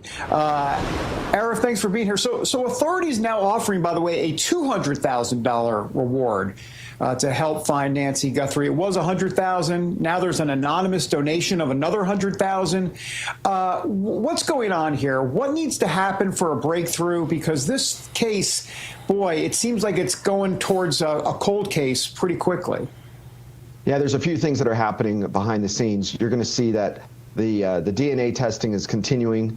Remember, when you came across the border from 2019 to 2023, you had DNA testing on all those that crossed the border. So if this person has any relationships with those that came across legally or illegally across the border, there is DNA on file outside of the CODIS database. So they're checking the other databases. Next, if you take a look, the way he operates that flashlight, when you see him right about there as he picks up and comes across, he turns it off and on with his mouth. That's very important because when he walks up to the door, his hands are free. Why is he choosing to put it in his mouth? That's a very big component. And the reason is because he's probably one who works on cars. That's a normal thing with those thick black gloves. And it's the way that they hold flashlights. So I would look at it as either a hobby, a avocation, maybe even his occupation. Wow. Wow, well, that's different. Okay. Interesting. So I feel It'd be like cool you cracked if more the of the case. sheriff could actually say that instead of you, but I'm just sorry. Exactly. No, Dr. Gina, I think we were thinking the same thing. Why do you think there's been this holdup, Dr. Gina? I'll kind of follow your train of thought. Why do you think, or do you see the law enforcement and the investigators there in Tucson having dropped the ball? Because it seems to us, I believe, that you've broken down some clues that shed more light on who the perpetrator may be, more than what we feel like we've gotten from law enforcement there in Tucson. Is that accurate, Dr. Gina? Am I misquoting you there? No. Yes. No? Okay, there you go. I think we all agree. So go ahead, Arif. Sorry. I think you'll see the way that they are operating in Tucson, the sheriff. I made this comment before, and I think it's a little bit, it certainly might hurt his feelings, but you can take a 3-day out of the academy Los Angeles police officer and their ability to operate in an environment of press, the Press Information Office, is much better than his. I'm not sure why. He's a politician. He's had to do debates and other things. I think they just got in over their head. And then this little match between each other, the FBI and the local sheriffs, shouldn't exist, but it does. There's little respect for the FBI across the country, especially lately. So God forbid that this ever happens to anyone. What's your advice? Because it just, we've watched so many botched investigations where police error leads either to, like you said, no ends here, or problems where the whole case falls apart in court and the person can't even go to prison for what they did. So how do you advise families? You find yourself in this situation and you immediately maybe feel like, hey, because competencies are different. There's how many thousands of police departments all across the country? Competencies are different, right? Some police departments have probably never worked a case like this. Right. And so what do you do when you're the family and you want this handled well? Where do you go first? Well, there's always been a private, almost parallel investigation, I would bet. I think Savannah's gone out, hired her own team. You can see them around. They're handling security, but I'll bet there is also a parallel investigation, probably working with law enforcement, former FBI, former law enforcement folks. And most agencies, like you said, across the country, this isn't a normal thing. If it sounds a bit rude, but in a normal case like this, they'll break in the house. If they take her with her, she's found within a mile or two, on the side of the road. So most of the time, you're going to see a case like this develop, one or two or three different ways. This is probably the rarest it's ever been, outside of the Madeleine McCann mystery in England. If you remember, yes. The British girl in the Portuguese area on vacation, where they still haven't found her. And, you'll see JonBenet Ramsey. We kind of think we don't know. We're not sure who killed the young lady. So a lot or the young girl across the board, this type of investigation is rare anyway. The FBI is going to have a problem. Any prosecution is going to have a problem, because when they opened up that house, that crime scene, and opened it again directly for the public, and you had news crews, as much as I respect what we do, news crews walking around filming stuff and poisoning contaminating the site. You can't do that. Yeah, so but they made some mistakes. Yeah, they did. But again, what do I do if I'm the family? And I see this because not everybody can go hire their own personal private, like Savannah Guthrie can. Not everybody can do that. So you're a normal family, normal middle class family, and this happens to you, missing, God forbid, child, mother, whatever. What do you do to avoid this? Yeah, you have to stay in front of the media. Today with social media, with candlelight visuals, bringing out local media, you're going to have to be your own advocate. Law enforcement has hundreds of other things to do. This is a priority, both a priority by the president and the state and, of course, local. When the president came out about 4 days in and said, it looks like we might have something soon, a solution soon, that's about when they had the video evidence. And the problem is this. From a side note, from a business note, when Nest and Google and Ring and others are trying to say, no, we don't retain your data, we don't retain your images unless you have a subscription, and yet, in fact, they did, that's a bit of an issue for those of us that are saying, well, we thought about privacy. So they had to make a choice. If we come out and release this, it's now going to make us look like we've been lying to you, which they have been. So they had to bring this spin of, oh, it's very difficult, oh, it's going to take a lot of time. Not true. They had it quite early. And they have other evidence, including, I think, audio evidence, which is very important and probably hard to listen to. Hey, Arif, can we get your quick take on the breaking news with the former Prince Andrew? Because we were talking about that during the break, and you were giving us some ideas of what you think law enforcement might be up to here. So can you do that? Yeah. We got about 30 seconds or so. Yeah, real quick. Remember, Al Capone was not caught because of all the murder and the drug dealing and whatever else he was doing at the time. He was caught on tax evasion. Andrew Mountbatten is not a very well-liked person at all, both on the streets of England and in the royal family. I think the king is going to throw him to the wolves. I think he's going to do something where he indicates he's going to step back, but behind the scenes, the king wants him to be punished. There's no love lost. And in addition to that, there's a lot more bad evidence, and I think Andrew's going to plead to something and make this go away. But he will do some sort of jail time, house arrest probably, but for the most part, but still some jail time. The king has to. I think it was Dr. Gina earlier was saying that this could hinder the growth and the transition from Prince Charles to William. I think that's the key. There's a little bit of fatigue there. Mm-hmm. Yeah, got to save the monarchy. Interesting. Right. All right, Arif, thanks for being here. Great insight. Thanks, guys. Appreciate you as always. Appreciate you guys. Love your show. Thanks. All right. Thanks so much. All right. Coming up, a settlement in the Bayer weed killer Roundup scandal. Have you heard about this? How much money was paid out? We're going to have the facts when we come back.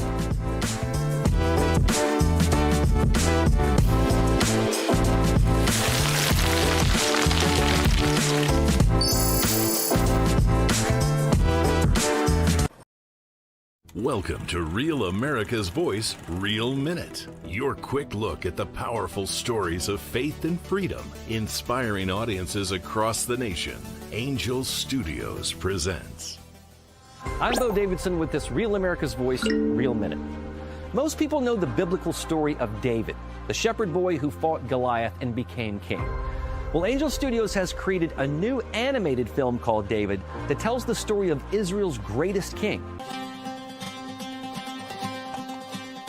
There's a light I've always followed when I'm looking for the way, when I'm searching for the answer. In the moments I'm afraid, there's a whisper in the wind and a story in the sky. When I'm looking for a lantern to illuminate the night. If you want the secret of freedom and feeling alive, you gotta follow the light. Follow the light. For those who love great animated classics like The Lion King and Prince of Egypt, David is an awe-inspiring animated musical that depicts David as a spirited boy who fought lions, giants, and even betrayal, depicting how one boy's faith could lead him to be king of Israel. David will be released in theaters just in time for Christmas on December 19th, but your family can get a head start by watching the prequel to the film, Young David, which is streaming exclusively right now on Angel. It's perfect for the entire family and has memorable music. So once you join the Angel Guild, you can start watching Young David right now and prepare the fam for the David film in theaters in December. And by joining the Guild, you'll guarantee 2 free tickets to see it. And it's a great value. Let's be honest, going to the movies isn't all that cheap. But if you're a member of the Angel Guild, not only do you get those 2 free tickets to David, but you'll now have access to every single film or TV series on Angel at your convenience.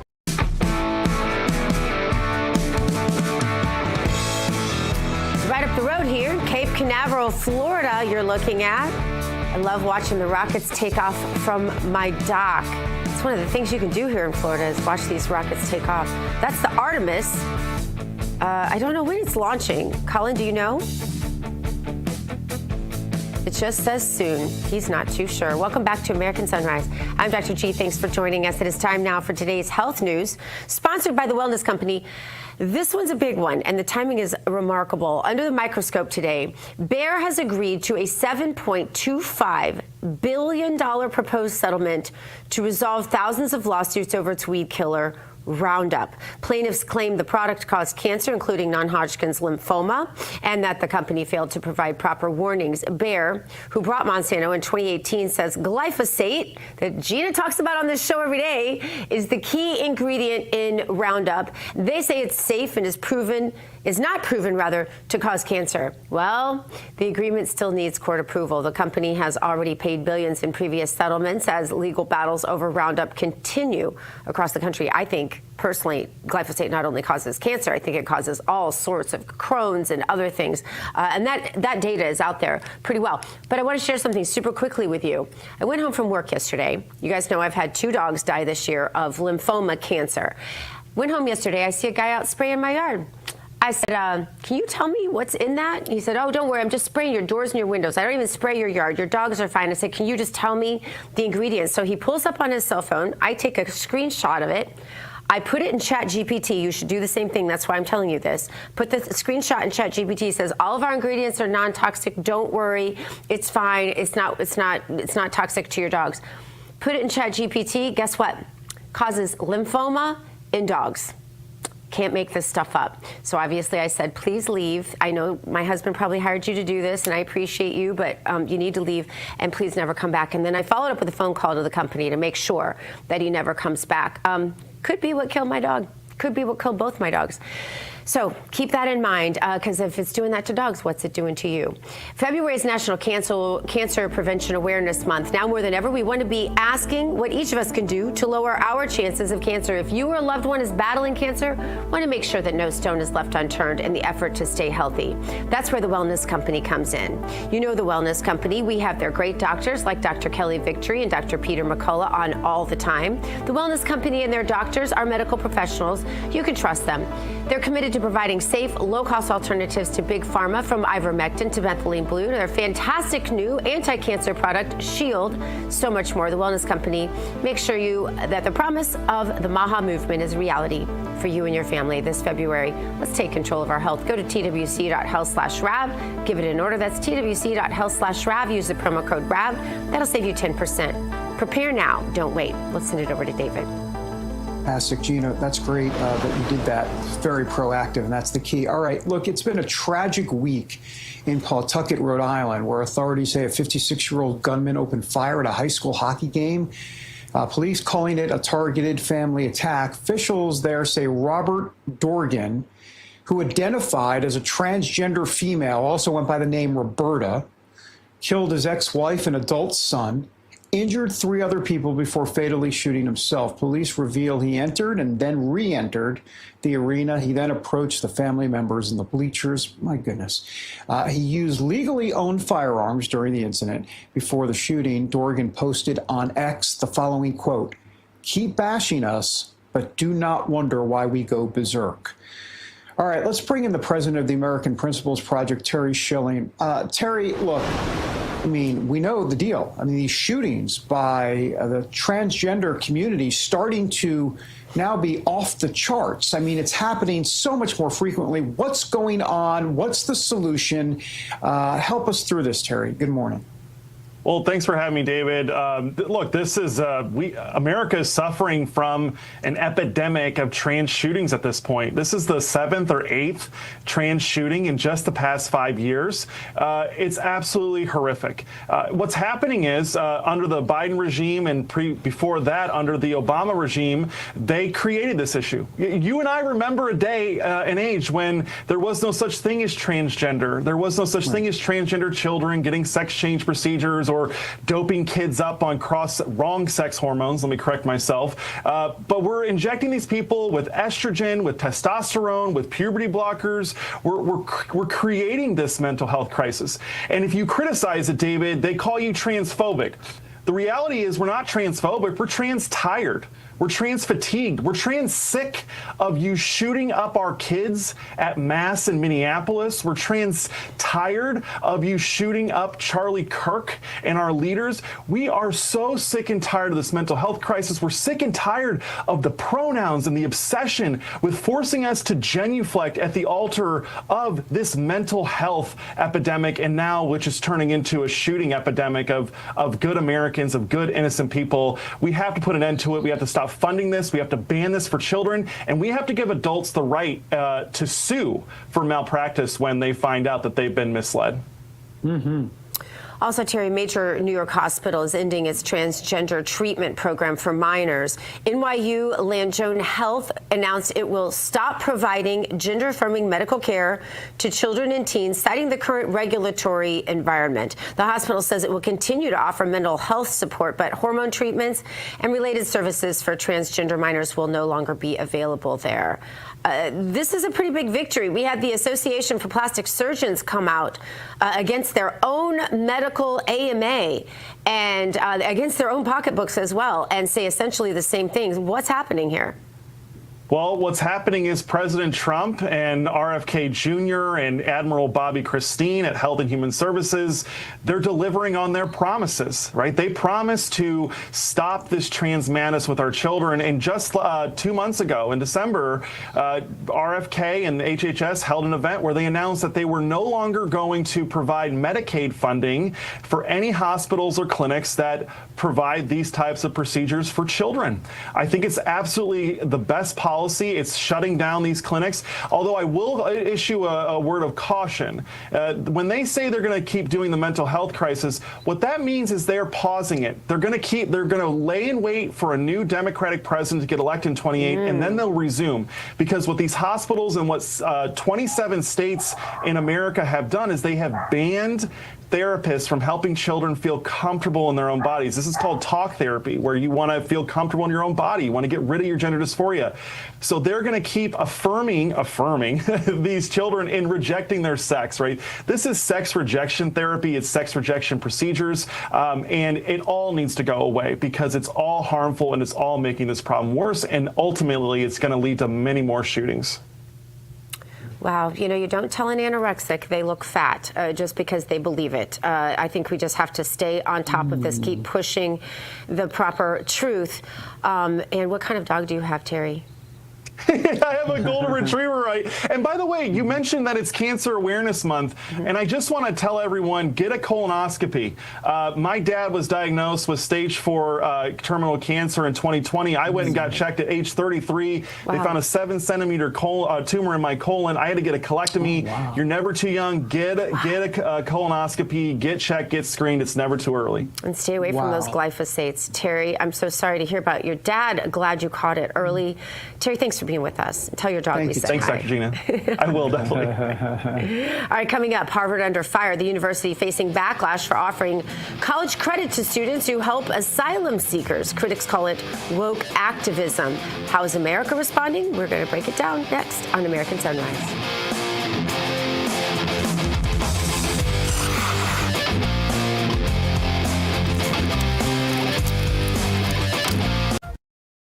Welcome to Real America's Voice, Real Minute. Your quick look at the powerful stories of faith and freedom, inspiring audiences across the nation. Angel Studios presents. I'm Bo Davidson with this Real America's Voice, Real Minute. Most people know the biblical story of David, the shepherd boy who fought Goliath and became king. Well, Angel Studios has created a new animated film called David that tells the story of Israel's greatest king. Followed when I'm looking for the way, when I'm searching for the answer. In the moments I'm afraid, there's a whisper in the wind and a story in the sky. When I'm looking for a lantern to illuminate the night. If you want the secret of freedom and feeling alive, you gotta follow the light. Follow the light. For those who love great animated classics like The Lion King and Prince of Egypt, David is an awe-inspiring animated musical that depicts David as a spirited boy who fought lions, giants, and even betrayal, depicting how one boy's faith could lead him to be king of Israel.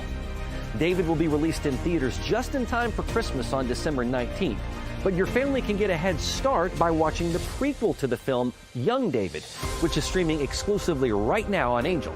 It's perfect for the entire family and has memorable music. So once you join the Angel Guild, you can start watching Young David right now and prepare the fam for the David film in theaters in December. And by joining the Guild, you'll guarantee 2 free tickets to see it. And it's a great value. Let's be honest, going to the movies isn't all that cheap. But if you're a member of the Angel Guild, not only do you get those 2 free tickets to David, but you'll now have access to every single film or TV series on Angel at your convenience.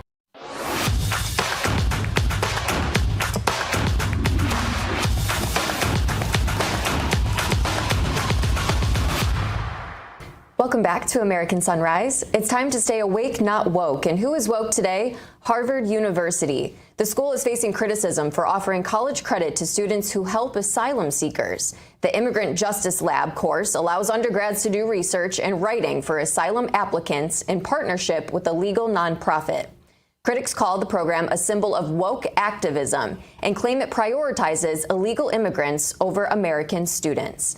Let's now bring in Terrance, Dr. Gina, and David. Terrance, want to go to you first on this. I know that you're such a great dad. You teach your girls to work very hard, go to school, all of that. If they got into Harvard, right, it's still Harvard. It still carries that same Ivy League prestige. Would you want them to go, knowing how woke the university has been going in the past few years? You want an honest answer? Yeah. It's going to depend on the scholarship. If they get enough to cover the scholarship, paying his bills.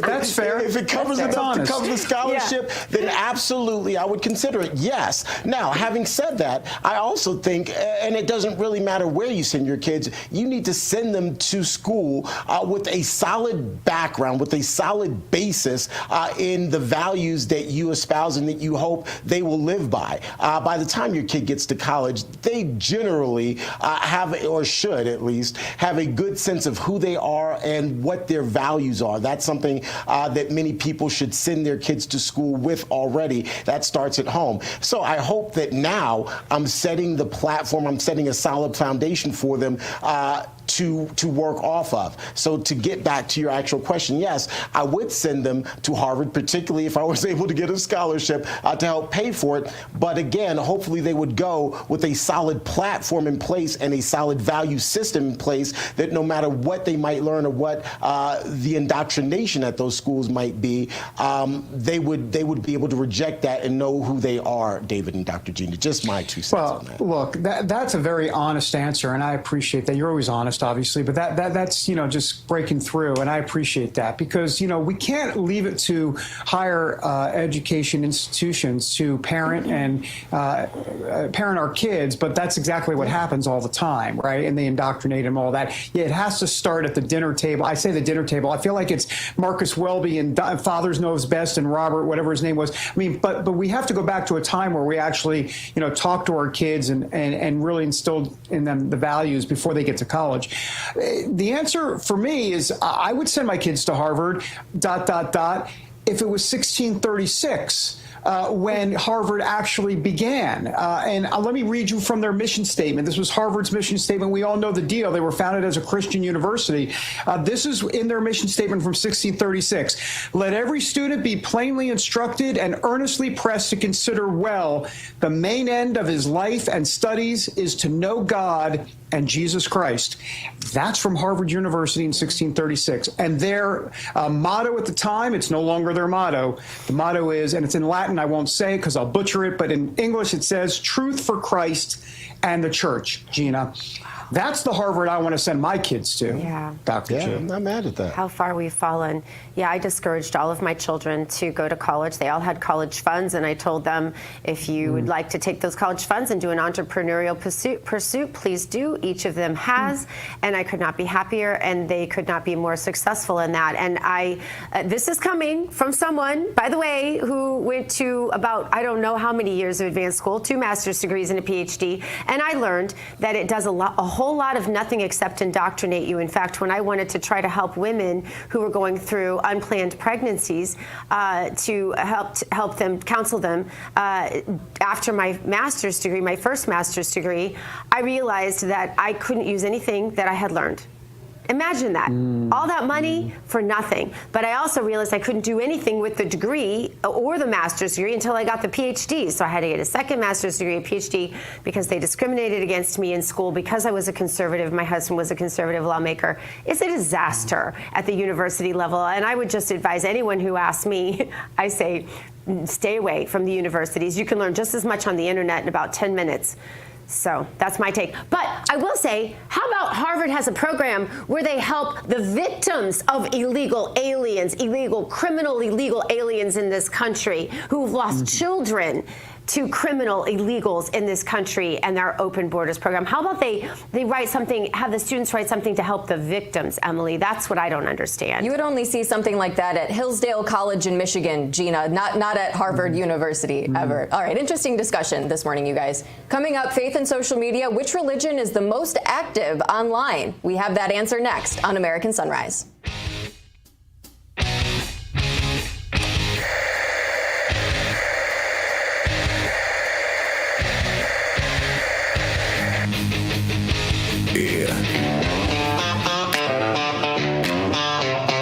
They feed you headlines, cut the frame, say it loud enough, call it fact. Change the words, dodge the blame, sell the lie, then double back. From Real America's Music, the label that brought you Anthem of the Free, The Boss, and Somali Waltz, comes a brand new anthem built for a distrustful age, Truth Bomb by the Truth Bombers. This song talks about distrust of institutions, media manipulation, government narratives, big tech censorship, cancel culture, and ideological silencing. The culture needs a truth bomb, and this track delivers. Pre-save it now. Scan the QR code or search Truth Bomb by the Truth Bombers. We've broken records before. Let's do it again, together.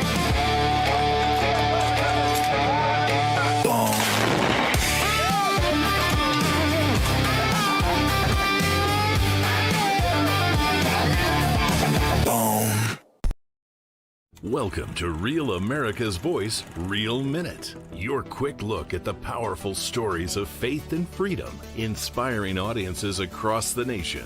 Angel Studios presents. I'm Bo Davidson with this Real America's Voice Real Minute. Most people know the biblical story of David, the shepherd boy who fought Goliath and became king. Well, Angel Studios has created a new animated film called David that tells the story of Israel's greatest king.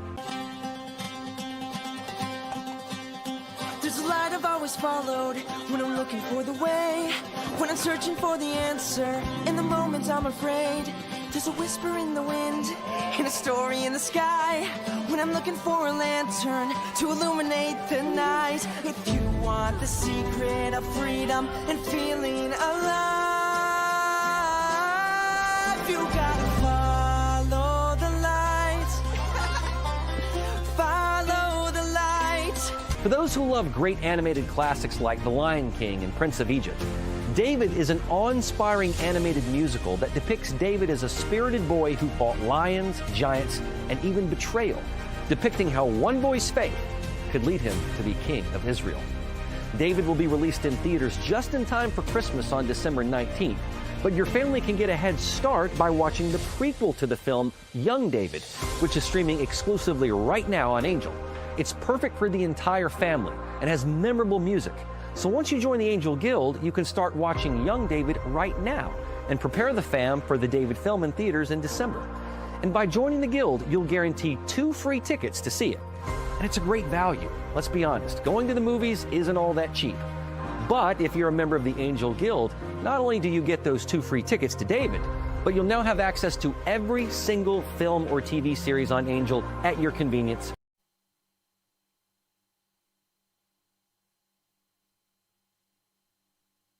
God bless the USA.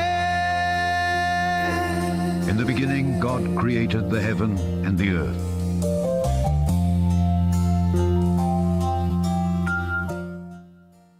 Welcome back to American Sunrise. It's now time for our moment of faith, which is brought to us daily by Lee Greenwood and the God Bless the USA Bible.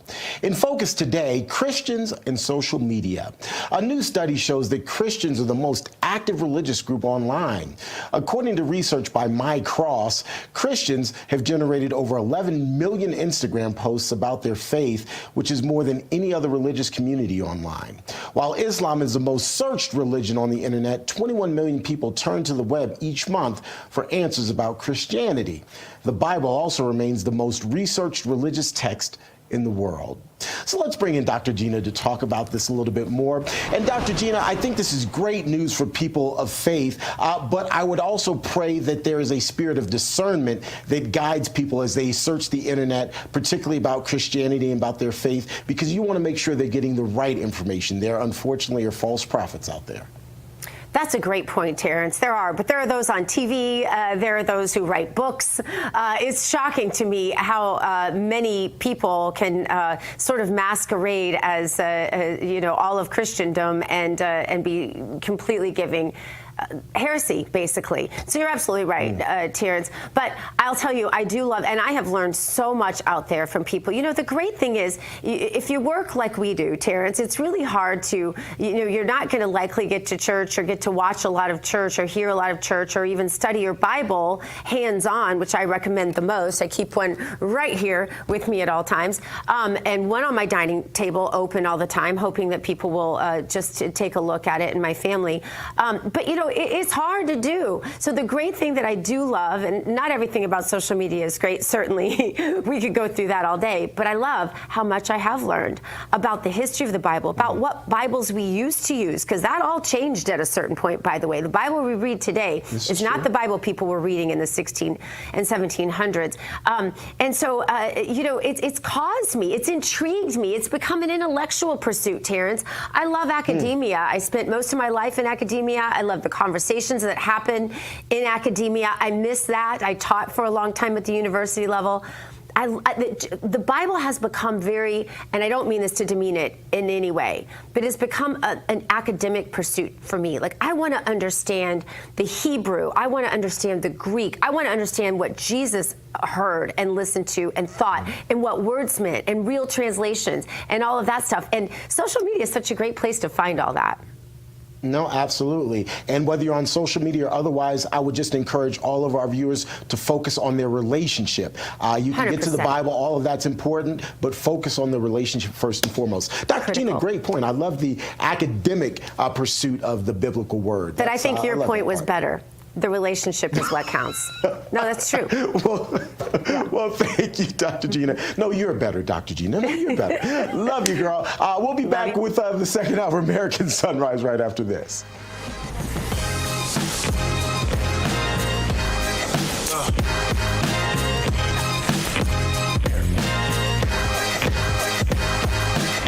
Introducing the limited edition God Bless the USA Bible, inspired by Lee Greenwood's hit song and the most recognized patriotic anthem in America, God Bless the USA. The God Bless the USA large print leather-bound King James Bible also contains America's founding documents, the U.S. Constitution, the Bill of Rights, the Declaration of Independence, and the Pledge of Allegiance, along with a handwritten chorus to Lee Greenwood's song, God Bless the USA. With its large print and slim design, this Bible invites you to explore God's Word anywhere, anytime. The God Bless the USA Bible makes the perfect gift and cherished family heirloom keepsake to pass on to future generations. Designed for an easy reading experience in the trusted King James Version translation, this large print Bible is perfect to take to church, Bible study, work, and for traveling. Order yours today at GodBlessTheUSABible.com.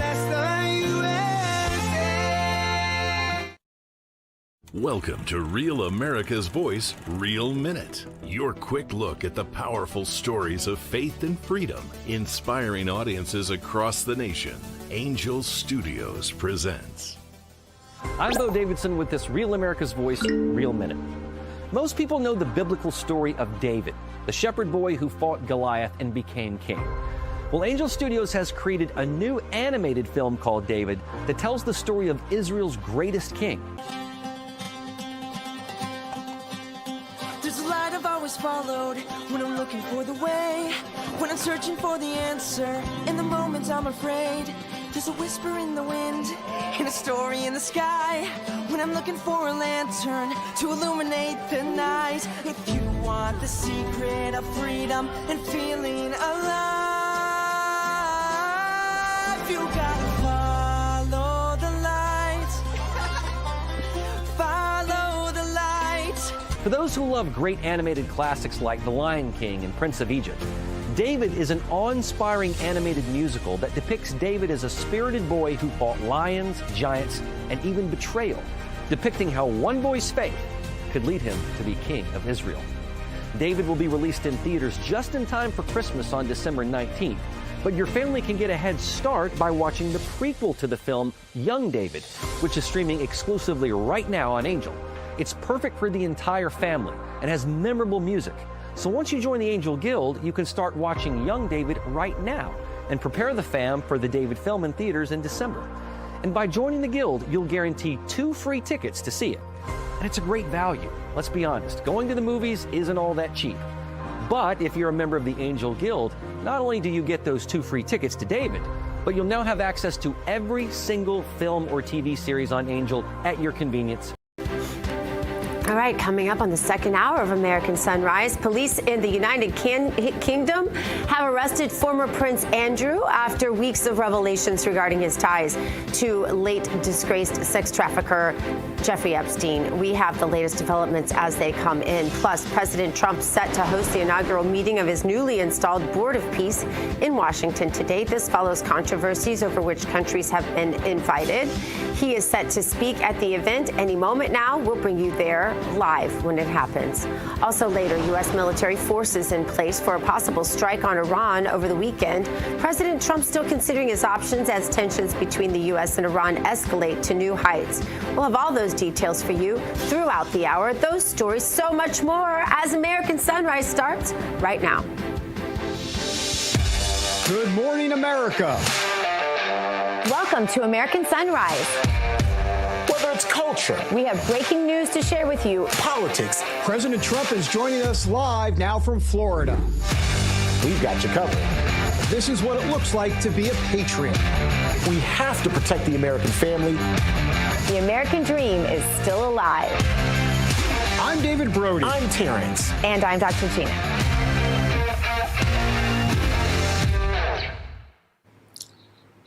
Welcome back to the second hour of American Sunrise, everybody. I'm David Brody, coming to you from D.C. Let's bring in Dr. G in West Palm and T. Bates in our Denver newsroom. Good morning to both of you. You know, when it's my birthday, I just want my family to show up. I don't want authorities to show up. But for Prince Andrew, the former prince, this was his birthday today, Dr. G, and authorities went knock, knock, surprise, happy birthday, we're arresting you. Yeah, on your birthday, your friends send you notebooks that call you an old guy. But Thank you, Dr. That's G. an inside joke for those of you who weren't in our audience that day. She sent me this amazing book. A notebook. Said something about being an old guy and forgetting stuff on his birthday. Right. But no, this is an interesting circumstance. Certainly nothing we've seen in our lifetime. I don't know that in recent history any royals have actually been arrested. And as our guest so astutely pointed out in the last hour, this is, there's a long-standing rift between he and his brother, the king, and this isn't, there's fatigue, as I believe it's being called, because, the Brits use all those great words, regarding the monarchy. And this does threaten the monarchy, especially when you consider also what's happening with Starmer, the Labour Party. There's a lot going on in the UK because of what is coming out in the Epstein files. And I think, as it should be, and I hope it inspires some in the U.S. to take a lot of action, because I'd love to see some heads roll here as well, Terrance.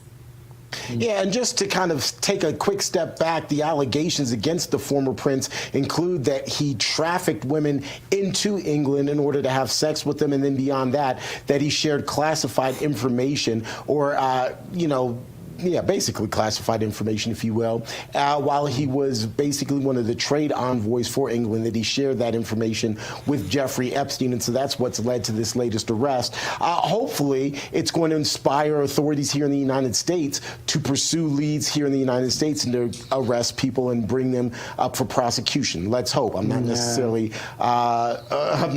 expecting that will happen, but I am hopeful that will happen. David, I get from your, I suspect that you see it the same way. Yeah, I'm not convinced. Gina, I'm assuming you're not convinced either. I'm hopeful. As I'm seeing, I am. I'm hopeful. I don't think this is going away. I think sometimes it just takes the base being tenacious to wake politicians up. And a lot of the politicians, I think, are well-intentioned. They're like, hey, let's focus on the economy. Let's focus on good things. Listen, I am an eternal optimist. I love to focus on good things, too. And I hate seeing the cup half empty, and I hate reading these files. But I forced myself to read these files. And I'll tell you, as a mother, nothing has ever upset me more than what I have read in these files, and that's precisely why not just the victims from yesteryear, but the victims that are currently being abused and tortured and sold into sex slavery deserve it. There are so many. We know of the 350 missing children from Joe Biden's open borders policy. I think, and I just actually wrote an op-ed on this, I think the transparency of the Trump administration has brought us to this point. Let's bring it home, Republicans. Let's make sure these people are now punished. This will be the greatest legacy of a president in recent history if we can do this, if we can stop sex crimes against our children. Absolutely. Well, look, guys, we're going to be talking more about this developing story throughout the show. Also, waiting for President Trump to take the podium at his Board of Peace, the inaugural meeting that's happening in the nation's capital. Here's a live look at that room as it's starting to get a little bit more packed. We'll take you there live again once the president arrives. But now let's get a quick check of your forecast. Weather Nation meteorologist Tracy Anthony's got your hometown forecast as well. Good morning, Tracy. Hey, good morning. We're heading out to Monticello, New York, and we've got a Monticello in Minnesota as well. I hope it's pronounced the same, but 35 degrees today. We have two systems that are going to roll on through over the next few days, and it's going to bring rain at first, but then we're going to have kind of a rain-snow mix, and some icing will be possible. So these are the areas where winter is definitely reminding us it's not over just yet. So thanks to Hard Question 15 on Getter for that hometown. And then we're going to shoot across the Great Lakes to Superior, Wisconsin. This is just across the border from Duluth, Minnesota. This is where, again, we've got one system wrapping up today, so we're still going to pick up some snow, and then we have another one that's going to work through for the weekend. But want to show you what scenes across Lake Superior look like this week with the low pressure center, and we had very impressive snowfall totals. So low visibility, the snow was dumping, and snowfall totals across Minnesota up to 34 inches. So it's not just out west that's getting inundated with the active weather here, as we do have a lot of activity across the northern half of the country. We do have that threat for some strong to severe thunderstorms across the Ohio Valley throughout the day today. And this morning that has been upgraded to a level 3 out of 5 severe weather threat, so an enhanced risk, and tornadoes will be possible. So make sure you're weather aware if you're in that area. But Terrance, that's what's going on from coast to coast and in a few of our viewer hometowns. Thanks so much, Tracy. Appreciate it. And folks, just a reminder, download the Weather Nation app and you can stay current on all of the weather situations, quite literally from coast to coast in your neighborhood. Good to see you, Tracy. Thank you. You too. All right. Let's get you over to David Brody now. Okay, T-Bates, a busy morning. Let's go ahead and get right to Steve Gruber, who's standing by, the host of America's Voice Live. Steve, we've got the Board of Peace about to meet. President Trump is there. He's going to be the chairman of that board. You are the chairman of the board anytime you speak, Steve. So I just want to be clear about that. What's your reaction about what do you think we're going to see today? By the way, this just in, Hamas still has weapons. So you got a Board of Peace that is trying to deal with the fact that we haven't even completed phase 1 yet, and they're already on to phase 2. Yeah, let's start with whatever's in your coffee. I'll take 2. David, I'll just start with that. All right. I appreciate that. All right. So let's look at the buildup in the Middle East. The Board of Peace is meeting, and yet at the same time, in the last 48 hours or 72 hours, 48 F-16s, 12 F-22s, 18 F-35As, and a whole lot more has been moved into position outside of Iran. I don't think any of us will be surprised if in the next short period of time, a day or two, maybe not much longer than that, the United States takes decisive action against the regime in Tehran. Look, Iran walked away from the table in Geneva, Switzerland yesterday and said, we'll be back in 2 weeks. Newsflash, you don't have 2 weeks. Like always, President Trump has given numerous warnings, numerous opportunities to walk away, to make a deal, to sit down at the table, and so you don't have to have any of this. But look, they've been slaughtering civilians in the streets. Some accounts say as many as 30,000 Iranian civilians have been slaughtered. What does the United Nations do? Nothing.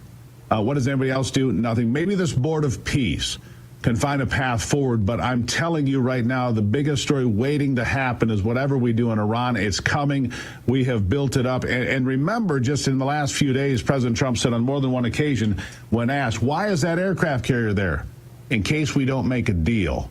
He was pretty clear about it. He is doing everything he can to leverage pressure on the Iranian regime to make a deal so that there's not military action. But if they do not, if they continue to snub their nose at the United States, as they've done with military exercises in the Persian Gulf and the Strait of Hormuz, something is going to happen. I don't know what it looks like, but I'm going to tell you it will be decisive the same way it was with Rolling Thunder or whatever that operation was called. Not Rolling Thunder. The one here where we took out their nuclear operation. Midnight Thunder. There you go. Midnight Hammer. Midnight Hammer. Sorry. Midnight Hammer. But that's what I'm watching right now is this buildup, because he's not playing. Anybody that doesn't take Donald Trump at face value when he says, look, we need to make a deal. If we don't make a deal, something severe is going to happen. Anybody that doubts that at this point in Donald Trump's second term, it's just foolish, I think. Just foolish. Hey, Steve, to your point, I would imagine that's another reason this Board of Peace meeting is happening, and another critical element is getting buy-in from other regional actors there. Qatar is going to be there. Saudis will be there. Even if they don't get involved, just getting the, okay, we understand, we get it, go ahead and move forward. That's also going to be critical just for regional stability, I would think. Isn't it interesting, though, you bring up Qatar, a place that has housed Hamas, has been a central financing point for terrorist organizations all over the Middle East, and yet we still play cozy with them. I think that bothers a lot of people. I'm not comfortable with it. Why do we play so nicely with Qatar when they're so deeply involved with terrorism in Iran, in Syria, the problems with Israel and Gaza? I mean, seriously, what are we doing here? I mean, I get that it takes, look, these negotiations are complicated, multifaceted. I understand that. But when somebody is so blatantly playing against what we're trying to do and they're financing it and we're still playing footsies with them, that raises red flags for me. I think it did for David, too. Footsies. I haven't heard that term in a long time. Go ahead. I'm sorry, Dr. Gina. I just wanted to interrupt real quickly and say that you're seeing live pictures again from the Board of Peace. These are the world leaders who are in town, if you will, for the Board of Peace inaugural meeting. They're taking pictures now and preparing. And again, Dr. Gina, we're preparing to hear from President Trump. He was scheduled to speak about 9 o'clock Eastern. He arrives when he arrives, and everybody's going to wait for him. But just wanted to update folks on that, Dr. Gina. I apologize. Thank you, Terrance. Steve, just days ahead of this meeting, interestingly, the Vatican said they rejected the administration's invitation to join this Board of Peace. Officials from there say they had declined over certain critical issues. That's an actual quote, adding that they believe the United Nations should be the entity overseeing the reconstruction of Gaza. Mm-hmm. Just wanted to give you, just wanted to set that delicate little flower out there, Stephen. Yeah. Well, why you're throwing me red meat, Gina? Because the United Nations has been an abject failure since the end of World War II. Since its inception after World War II, the United Nations has not stopped a single war that I'm aware of, has not stopped a single genocide I'm aware of. We watch ships sitting in port with food rotting on it. This is your United Nations at work. Oh, and by the way, if we don't pay $2.5 billion, they're going bankrupt. Yeah. Oh, yeah. Let's be a complete failure as a world organization and then send the United States taxpayers the bill. I am not a fan of the United Nations. I think they have failed at their mission time and again, and they should. That's why I root for this Board of Peace, because it might actually have some value, unlike the United Nations that has never done anything close to its mission statement. But Steve, what do you make of the Vatican rejecting the president's invitation to be on the board? Let me underline 30 it. seconds. Who cares? Yeah, who cares? Honestly, they've been on the wrong side of so many things for so long. The same Vatican that sided with Nazi Germany, that Vatican? Yeah, exactly. Let me just throw it out there for sport, all right? That Vatican is irrelevant in world politics. They're doing nothing to create peace and civility. They talk a lot. And that's the end of that for me. I don't care. We need Donald Trump to lead the world to peace. It's what he's working on, and let's see if he gets it done. All right, Steve Gruber, thanks for being here. Appreciate you as always. Steve. Thanks, Steve. All right. Hey, by the way, before we go to break, and we are monitoring the Board of Peace, don't worry about that. Let's change gears, talk Medicare, because there's a lot of folks that aren't getting the full story. So most Medicare agents push Medicare Advantage plans even when they're not right for you. So why is that? Well, that's because it's where the money is for them. Seniors are paying the price here. That's what makes Chapter different. They walk you through original Medicare, Medigap, Medicare Advantage, and Part D with the pros and the cons. It's all laid out so you can make the right call for your health needs. That's really important. Donna said her Chapter advisor walked her through every option and explained everything in a way that she could actually understand. Dumb it down for us, please. Plus, they saved her thousands of dollars. So if you're on Medicare, or will be soon, tension me, call 814-CHAPTER to learn about enrollment options and find ways to save. It's free, it's quick, and they can review your options in under 20 minutes. Most people wish they had called sooner. All right, more American Sunrise after the break, everybody, as we watch the Board of Peace about to begin. President Trump about to take the podium. We'll take you there live.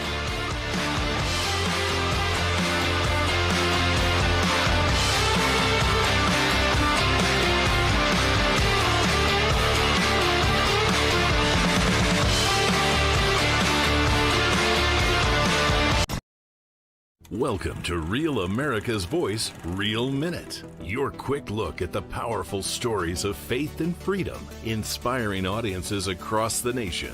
Angel Studios presents. I'm Bo Davidson with this Real America's Voice, Real Minute.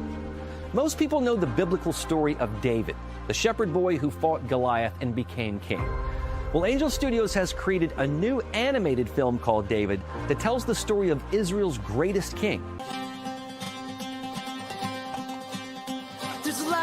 Followed when I'm looking for the way, when I'm searching for the answer, in the moments I'm afraid, There's a whisper in the wind and a story in the sky when I'm looking for a lantern to illuminate the night. If you want the secret of freedom and feeling alive, you gotta follow the light. Follow the light. For those who love great animated classics like The Lion King and Prince of Egypt, David is an awe-inspiring animated musical that depicts David as a spirited boy who fought lions, giants, and even betrayal, depicting how one boy's faith could lead him to be king of Israel. David will be released in theaters just in time for Christmas on December 19th, but your family can get a head start by watching the prequel to the film, Young David, which is streaming exclusively right now on Angel. It's perfect for the entire family and has memorable music. So once you join the Angel Guild, you can start watching Young David right now and prepare the fam for the David film in theaters in December. And by joining the Guild, you'll guarantee 2 free tickets to see it. And it's a great value. Let's be honest, going to the movies isn't all that cheap. But if you're a member of the Angel Guild, not only do you get those 2 free tickets to David, but you'll now have access to every single film or TV series on Angel at your convenience.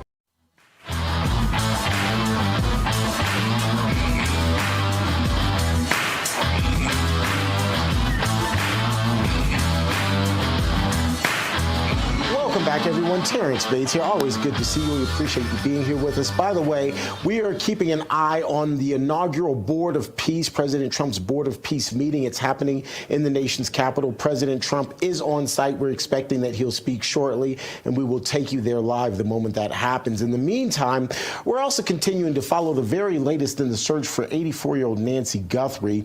Pima County Sheriff Chris Nanos recently issued a public plea to the suspect in this case, urging that the suspect just let her go. That's a quote.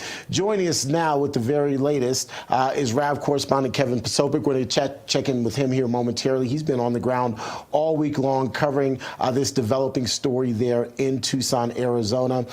Kevin, can you hear me? Good morning. Yes, Terrance. So today is day 19 of the Nancy Guthrie investigation, and we're down here in the Catalina foothills still. And yes, so the Sheriff Nanos is pleading for the suspect to just let her go, okay? And this comes at the heels of a long and drawn-out investigation so far. We still have no proof of life from Nancy regarding the suspect having her in custody. So, you know, we take this with these investigations of a glove on top of clothing and then camera footage that has all come back negative. They're still doing genetic genealogy testing with the blood there through relatives. People are detained and questioned and let go, and they're cooperative. And on top of all that, we have this new ransom note from TMZ, which states they're looking for an alternate form of cryptocurrency. So this, to me, I would make an educated guess and say that this is a sophisticated person that may be out of the country. They're getting these ransom notes in the morning time, okay? And they're encrypted as well, so they can't be tracked. And, you know, if you contrast that with the footage that we got and other reports coming in that this person was kind of lackadaisical in their approach of this robbery or going wrong, or burglary going wrong into a kidnapping. So we're kind of, I don't know what the right way, I mean, they're working their butts off for sure. Okay, let's be clear. But now the Mexican authorities have been alerted because she may have been brought over the border per this new letter.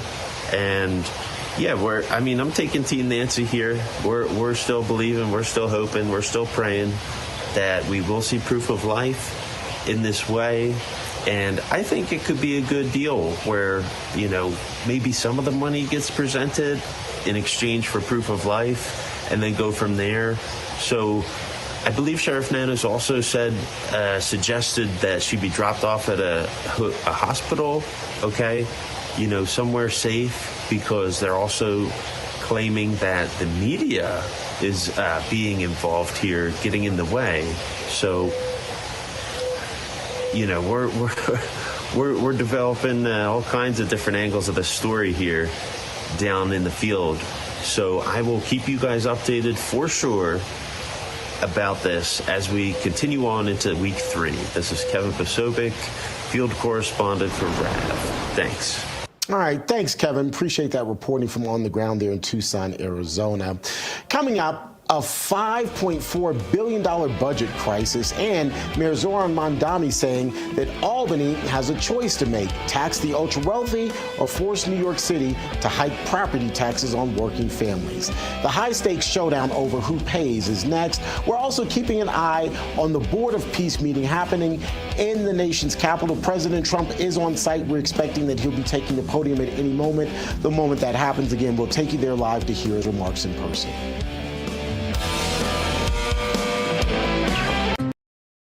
Welcome to Real America's Voice, Real Minute. Your quick look at the powerful stories of faith and freedom, inspiring audiences across the nation. Angel Studios presents. I'm Bo Davidson with this Real America's Voice, Real Minute. Most people know the biblical story of David, the shepherd boy who fought Goliath and became king. Well, Angel Studios has created a new animated film called David that tells the story of Israel's greatest king. Followed when I'm looking for the way, when I'm searching for the answer. In the moments I'm afraid, there's a whisper in the wind and a story in the sky. When I'm looking for a lantern to illuminate the night. If you want the secret of freedom and feeling alive, you gotta follow the light. Follow the light. For those who love great animated classics like The Lion King and Prince of Egypt, David is an awe-inspiring animated musical that depicts David as a spirited boy who fought lions, giants, and even betrayal, depicting how one boy's faith could lead him to be king of Israel. David will be released in theaters just in time for Christmas on December 19th, but your family can get a head start by watching the prequel to the film, Young David, which is streaming exclusively right now on Angel. It's perfect for the entire family and has memorable music. So once you join the Angel Guild, you can start watching Young David right now and prepare the fam for the David film in theaters in December. And by joining the Guild, you'll guarantee 2 free tickets to see it. And it's a great value. Let's be honest, going to the movies isn't all that cheap. But if you're a member of the Angel Guild, not only do you get those 2 free tickets to David, but you'll now have access to every single film or TV series on Angel at your convenience. Back, everyone. We're getting ready for the opening bell at the New York Stock Exchange, but we're also keeping an eye on the nation's capital, where the inaugural meeting of President Trump's Board of Peace is set to get underway shortly. As you can see, the various delegates and representatives are already making their way into the room. President Trump also on site with many of the other world leaders who are participating.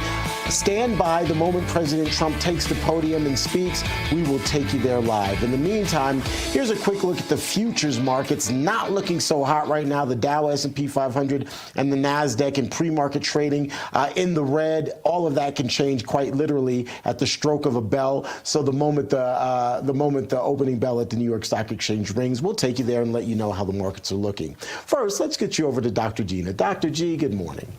Good morning, T. Thank you so much. Terrance, the New York City Mayor Zoran Mamdani calling for massive tax hikes, not just in his city, but throughout New York State. In a recent address, the mayor says Albany has 2 choices: raise taxes on the wealthy, or he will hike property taxes while raiding emergency funds. Socialist mayor claims that the failure to raise taxes on the wealthy pushes the burden directly onto working and middle-class New Yorkers. Here was Mamdani earlier this week. What we would rather do is ensure that they remain as they are so that the city can be on firm financial footing. However, in order to get to this point of closing the gap on both this fiscal year and the next fiscal year, we are forced to raid the rainy day fund, the retiree health benefits trust reserve, and to increase property taxes across these other years. Somebody who warned us about this, joining me now, economist and former Trump advisor, Stephen Moore. Stephen, good morning. You're not surprised. This was pretty predictable. I mean, it's like giving a 7-year-old a machine gun. He has no idea what he's doing. They weren't able to remove the snow when they had the snowstorm. They couldn't collect the garbage. And now, here's a city, by the way, Gina, spends almost twice as much per person as virtually any other city. So think about it, twice as much. And Mandani, the first thing he says, we can't find any efficiencies or savings in the budget. How outrageous is that? I mean, what CEO would do that? Yeah. And so now he's saying to the people of New York City, you have two options. One is that we're going to have a massive property tax in a city where costs are already out of control, or we're going to soak the rich. Well, those are both really bad options. I mean, people are moving out of New York at record levels. That's what I was going to say next. The rich, as we've warned about, I talked about this on your show 6 months ago, the wealthy people will leave, just like they're leaving California when they want to have a wealth tax there. So it's catastrophic. We're sitting here in Florida. That's where everybody's coming. And I had a dinner last night, and 4 of the people I talked to said, oh, yeah, I used to live in New York, I used to live in New Jersey, and now I'm here. Yeah. And so I hate to see this. I mean, New York's probably the most important city in the world. And see it collapse like this because of this idiot socialist who doesn't know anything. It's like that's a great point, though, Steve. So New York has always been the most important city in the world, but now we see massive companies moving to places like Florida, Texas, other places. We see the tax base, the wealthy in New York and in California, moving to redder states. Yes. What will that mean from almost a geopolitical perspective in terms of the U.S. being the financial hub as New York has always upheld, right? Yes. Will that continue if it's more spread out into red states? And can Florida support that? Can Texas support that? Gina, this is the single most important story about what's happening in America. It's been happening for the last 10 or 20 years. It's accelerating. People are fleeing blue states in huge numbers. And so Florida, this state that we're sitting in right now, has imported $1 trillion of capital from blue states. $1 trillion over the last 10 years. That's happening. And now you asked about, for example, will Wall Street continue to be the financial capital of the world? I'm not so sure. I mean, it could be Miami. It could be Dallas. Yeah. Dallas already has, we have the New York Stock Exchange. Now there's the Texas Stock Exchange. So if you want to be the financial capital of the world, why would you have the highest taxes on capital? It makes no sense. Exactly. Well, Steve Moore, we love having you. Well, I hope we turn things around. I mean, it's just so frustrating. I live, as you know, I live in Virginia. We just elected a governor, Abigail Spanberger, who's the darling of the left right now. She ran as a moderate. The first thing she did in the first week in office, like 25 new taxes. That's all they did. Didn't you warn them, Steve? You were supposed to warn them. I did. You were supposed to stop it. Yeah. Steve Moore, thank you so much for being with us. Let's head back to Terrance in Denver for the opening bell at the New York Stock Exchange, sponsored by AMAC. The Association of Mature American Citizens is the conservative voice for Americans 50 and older. AMAC is fighting for the values that you hold dear. Join today. Together, we can write the course of America. The applause is underway on Wall Street at the New York Stock Exchange, which means the bell is going to ring here in short order. And then we'll get an idea of how the markets are looking on this Thursday of trading. So here we go, ladies and gentlemen, the opening bell ringing, and the markets are now officially open. Not so hot, at least on the Dow right now. As you can see, it is in the red. All the major indices, the Dow, S&P 500, and the NASDAQ are down on this start of trading on this Thursday. But we'll, of course, continue to monitor it, and hopefully things will end on a much higher note. Still to come here on American Sunrise, the Vatican snubs President Trump's Board of Peace just as his first ever meeting gets underway today in Washington, D.C. We'll talk about why the Holies see this as, or why the papacy, is hesitating, and which countries are backing the president's plan to rebuild Gaza. We'll also take you there live the moment President Trump takes the podium. All of this playing out right now.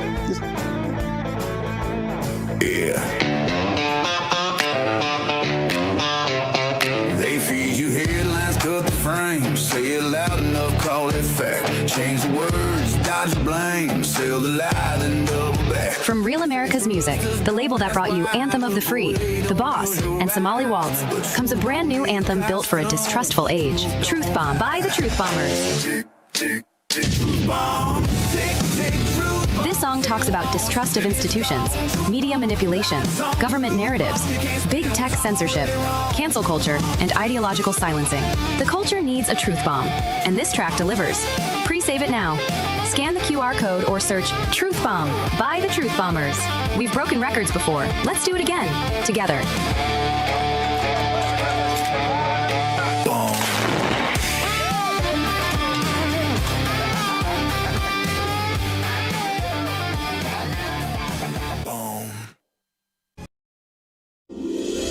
This holiday season, Real America's Voice is proud to partner with our friends at Angel Studios for a special giveaway you won't want to miss. As they launch season 2 of their hit series Homestead, we're giving you the chance to win an exclusive Homestead hat absolutely free. Everyone who becomes an Angel Guild member using our link is automatically entered to the contest. When you join, you're supporting meaningful pro-American storytelling, and you're supporting RAV at the same time. Scan the QR code on your screen right now, or text the word RAVAngel to 75802. After you scan or text, make sure you follow the steps provided. When you complete the steps and join the Angel Guild, you'll be automatically entered to win that exclusive Homestead hat, a perfect holiday gift for yourself or someone you love. Be one of the first 50 people to sign up and win a hat automatically. Hurry while there's still time. So scan that QR code or text RAVAngel to 75802. Happy holidays from all of us at RAV.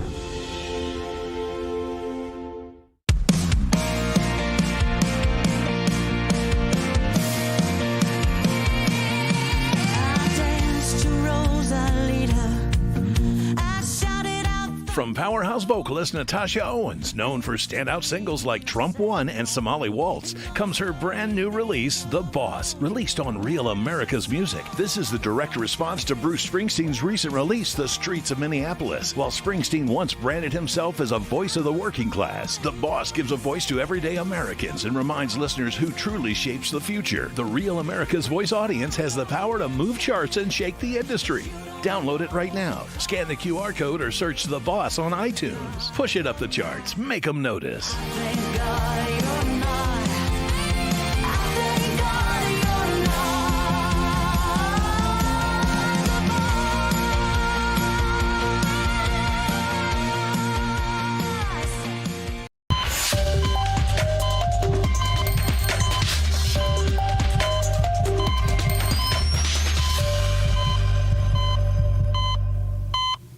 Welcome back to American Sunrise. I'm Dr. G. Thanks for joining us this morning. We hope that you will hop on into our conversation over on YouTube, Getter, and Rumble. Yes, even you trolls, we still want you. Just remember, we control too, though. That's the only thing. Time now to take a look at the political pulse of America. The Beat today, President Trump weighing potential U.S. military strikes against Iran, with top officials saying the U.S. military could be ready as soon as this weekend. Reports say Trump has not made a final decision on whether to proceed, and officials say timelines remain fluid as diplomacy is ongoing. The Pentagon moving personnel and assets ahead of any possible actions, but the White House spokespersons reiterate diplomacy remains the first option. Trump is coming up, it sounds like. They're at that Board of Peace, as we told you he would, and here he is. We turn it over to Mr. President. Well, thank you very much. This is a big day, and lots of people watching, and especially from other countries, the leaders of, as you know, the other countries, because we have a large group of leaders. And the ones that aren't here are watching on Zoom. I hope they enjoy it. And the press, we appreciate it very much, so respectful. You've been so respectful of what we're doing. What we're doing is very simple, peace. It's called the Board of Peace, and it's all about an easy word to say, but a hard word to produce, peace. But we're going to produce it, and we've been doing a really good job, and some of these leaders that are with us have helped me very much during just this first year. We have a first year like probably no other ever in our country, because we settled 8 wars and I think a 9th to come. It's turned out to be a tougher one. I thought that was going to be the easiest one, But with war, you never know what's easy and what's not so easy. But we've had a great relationship, and I've become friendly with so many of the people. And I appreciate you being here. These are great people. These are great leaders. And the people that are watching by closed circuit and open circuit in many cases, they're so proud of it. They want it to be open. But they've become incredible friends of mine. And, we rebuilt our country in my first term. And now we're at a point that the United States has never seen before. We broke 50,000 on the Dow. They said that would take 4 years. We broke 7,000 on the S&P. They said you couldn't do that within 4 years. It would be impossible. And when I came in, they were all saying, if you could get to anywhere close to 40, 45,000, it would be amazing achievement over 4 years. Well, we hit 50,000 in the first year, and we hit 7,000, which was actually tougher to do, according to the Wall Street geniuses. We hit 7,000 in the first year. They said it could take 4 or 5 years. They'd be very happy. It would have been a great job. We did it in one. But we're doing a great job.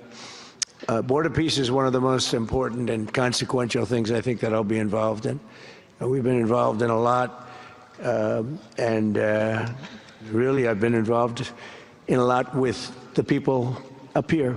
We work together on ending wars with their country.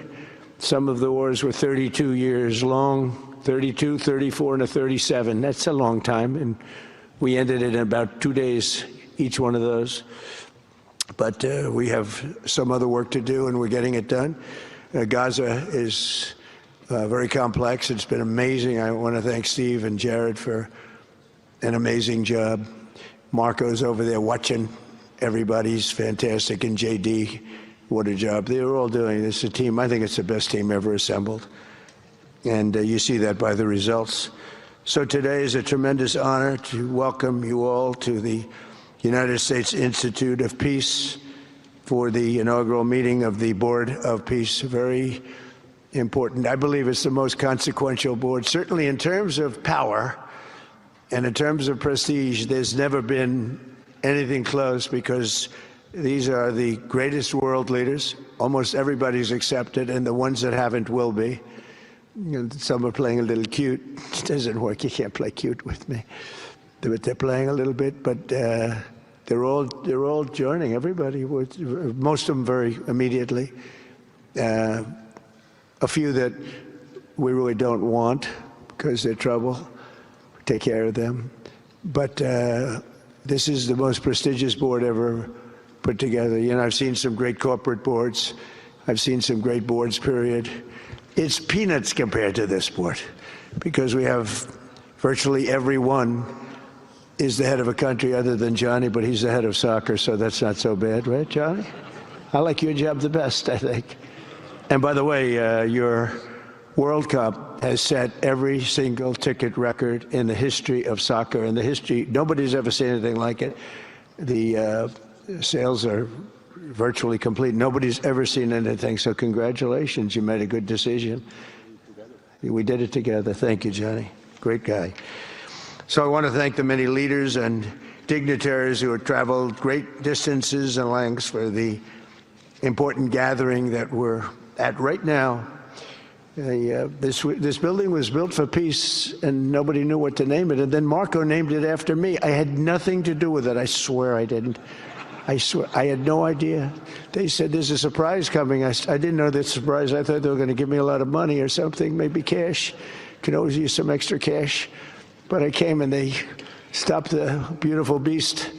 I got out very safely, I'm sure, and looked up, and there it said, Donald J. Trump on the building. And when I say that had nothing to do, nobody believes it, and that's okay. But I appreciated it. That was Marco and JD and a group got together and they did that, and I just thought it was very nice. And it makes me work harder. We're going to have to work harder. We're going to have to make this building much more important. They built it's brand new.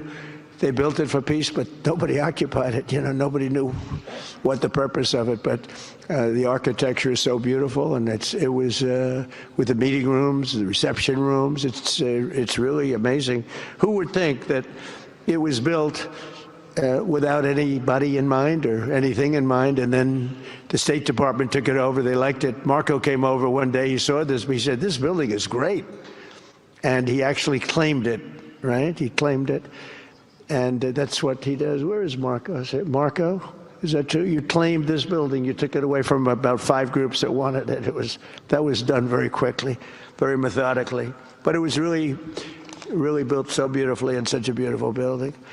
But we worked together to ensure the brighter future for the people of Gaza, the Middle East, and the entire world. I think that the Board of Peace, because it's mostly leaders and unbelievably respected people, but mostly leaders of Middle Eastern countries, countries from all over the world, and they've been very generous with money also.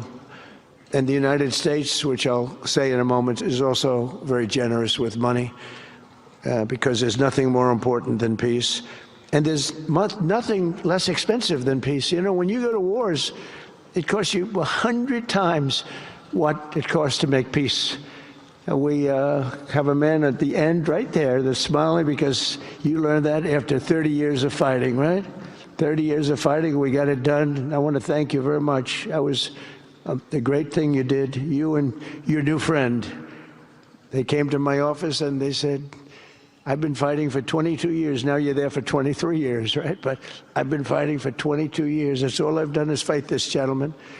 And his counterpart was there for 7 years. He said, "I've been there for 7 years. All I've done is fight this gentleman." And we had it worked out in about 24 hours, right? And it's been a good peace. And I think they've become friends. I'm not sure I'm allowed to say that, but I think so. I think they've become friends, right? Right? Great. Stand up. Stand up. These are 2 tough cookies, too. You think that was easy? It wasn't easy.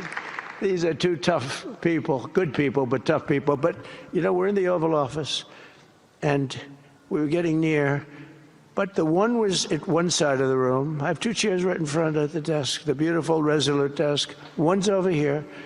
One's on the other side of the room. I said, "Folks, could you get a little closer?" Well, I don't know. They felt very uncomfortable. You know, they've been killing each other for 32 years. So I say, "Can you get a little closer?" After 1 hour, they were right next to each other.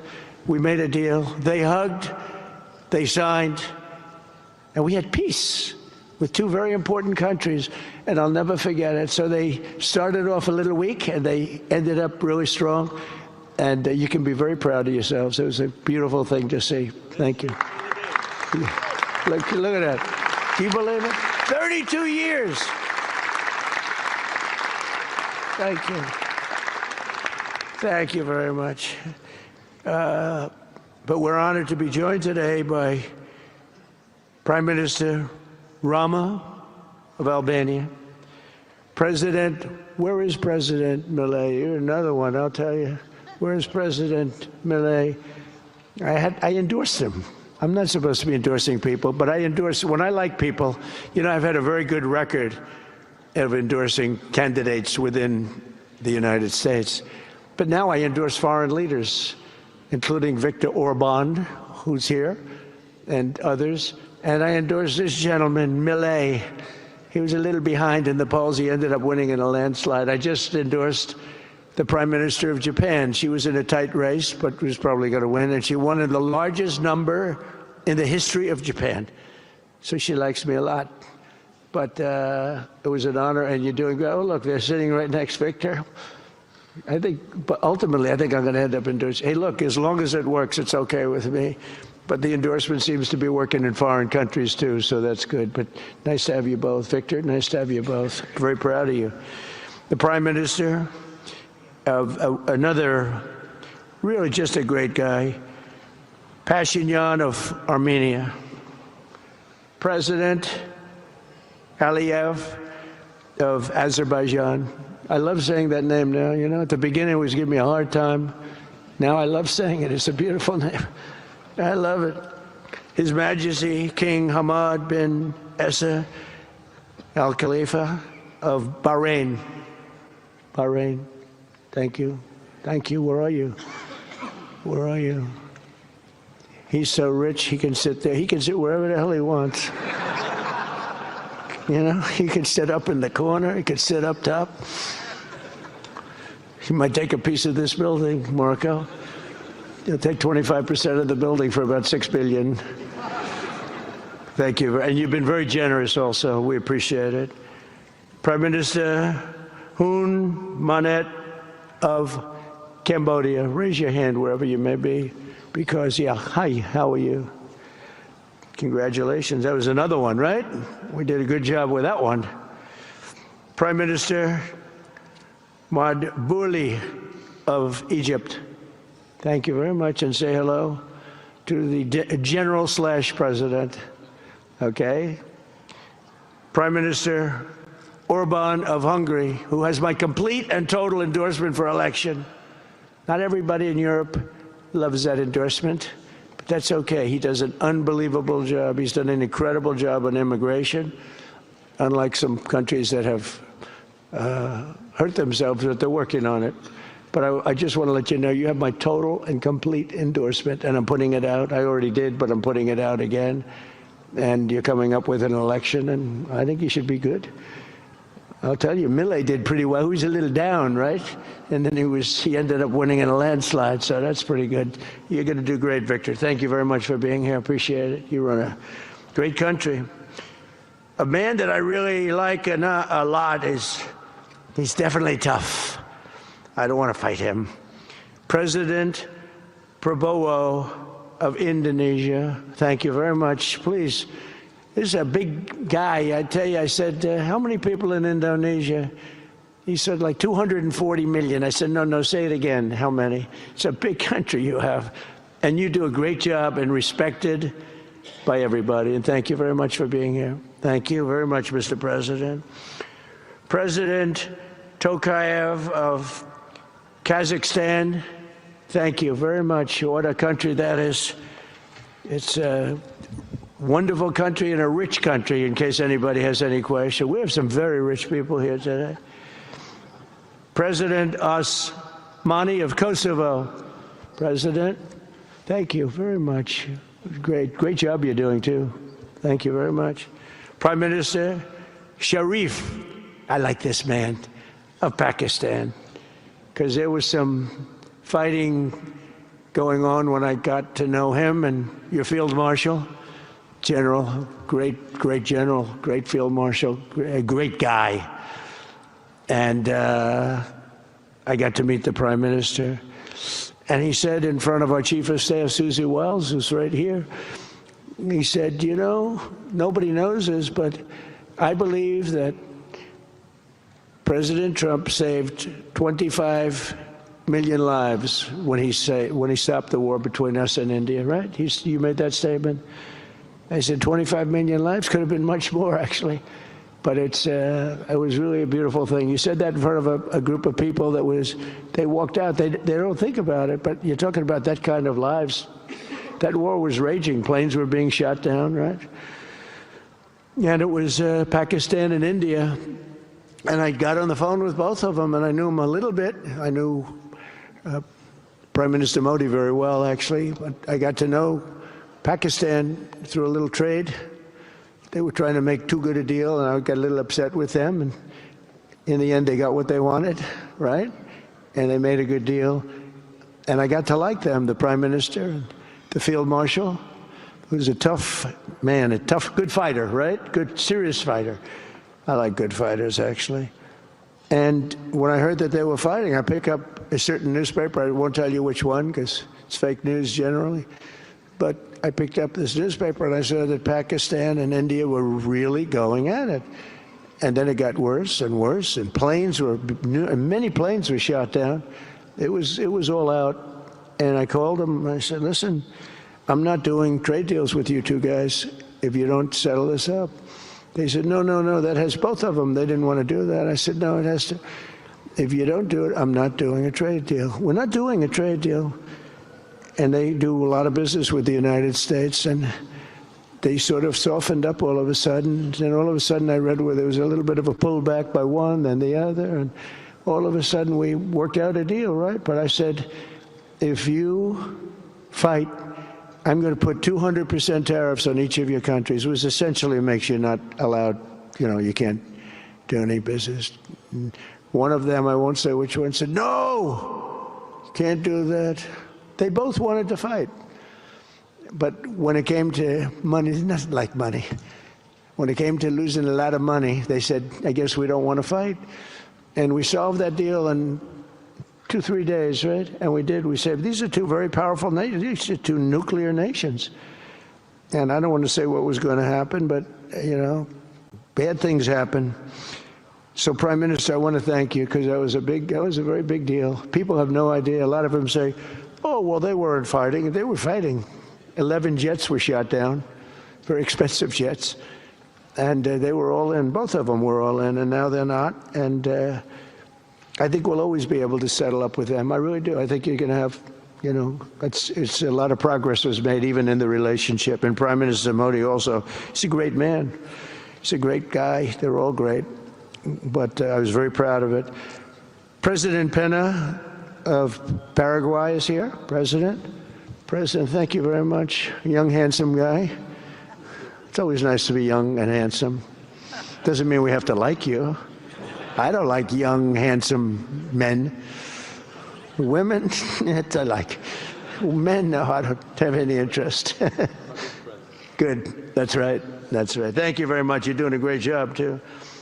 His Excellency Prime Minister Al Thani of Qatar, just a great man, please, a great man and highly respected.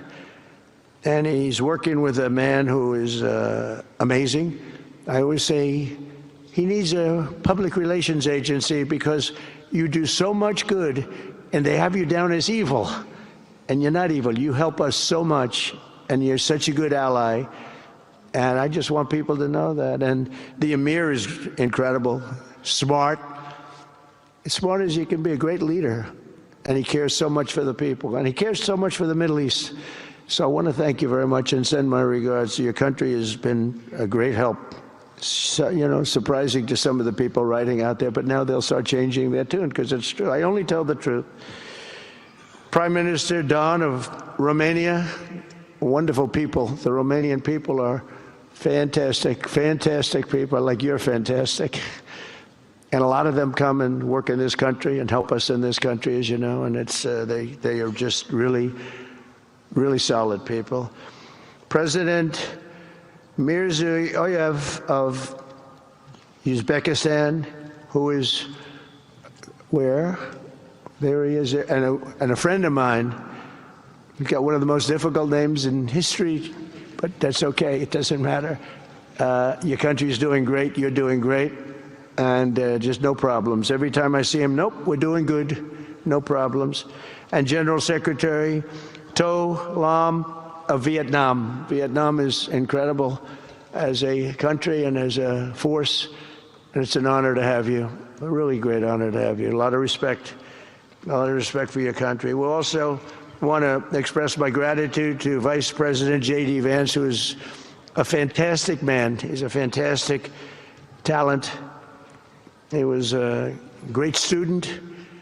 He went to one school. He graduated. Most people, if you watch some of the people that were at the event in Munich, they didn't graduate quickly from college. They had everything they could do. There was one young, attractive woman. She was unable to answer questions.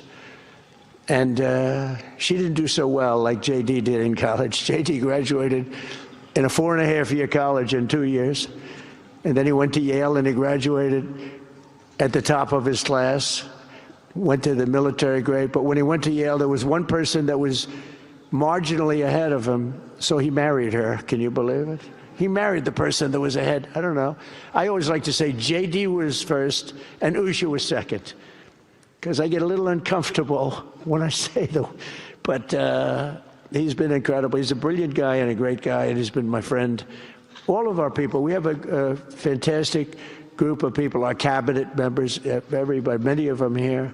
But JD's been great. Thank you very much. He gets a little bit tough on occasion. We've got to slow him down just a little bit on occasion. He says his mind. Now, then we have the opposite extreme. We have your friend sitting in the back. Your best friend sitting in the back is Marco. Marco does it with a velvet glove, but it's a kill, right? The result is the same. They do it very differently. And Marco, you really did yourself proud 2 days ago in Munich. In fact, so proud that I almost terminated his employ because they were saying, why can't Trump do this? I do, but I say it differently. But Marco, don't do any better than you did, please. Because if you do, you're out of here. But no, I want my guys to do great. And the acclaim he's gotten and the acclaim JD gets is great. We have smart people. And when you see the representatives there, like Gavin Newsom, he didn't know what he was doing. They didn't even know why. He didn't know why he was there. Or AOC, she was unable to answer a simple question. And she could have said, well, I'm studying it and I'll report back to you next week. You know, you can get away with that. But she just went, it's actually, I think it could be a career-ending answer because for 25 years, anybody running against her, I think Susie is going to use that little piece of stuff. It was not good. It was not good. That was not a natural. So I want to thank JD. I want to thank Secretary of State Marco Rubio. They're extraordinary. I want to thank Special Envoy for Peace, Steve Witkoff, who has been unbelievable. You know, I took Steve because I was a developer in New York, really successful, actually much more successful than Steve, but I don't want to say that. I'm not going to say that, Johnny. I refuse to say it. But I saw something in Steve. Steve's a great negotiator. Everybody loved him. All these developers, and they're tough. You know, New York developers tend to be on the tough side. And you know, most of them hate each other, like a lot of the people in this room hate each other. You know, it's sort of natural, I guess. But we're bringing love back into the room like the old days. But everybody loves Steve. Every developer, the worst, most evil people, horrible human beings, actually. And they love Steve. So I remember this, and we had some conflicts, to put it mildly, in the world. And I said, Steve, how would you like to be Henry Kissinger Jr. that doesn't leak? And he said, are you a leaker, Steve? No. He didn't even know what the word meant, and it's true. I always say Henry Kissinger, who was one of the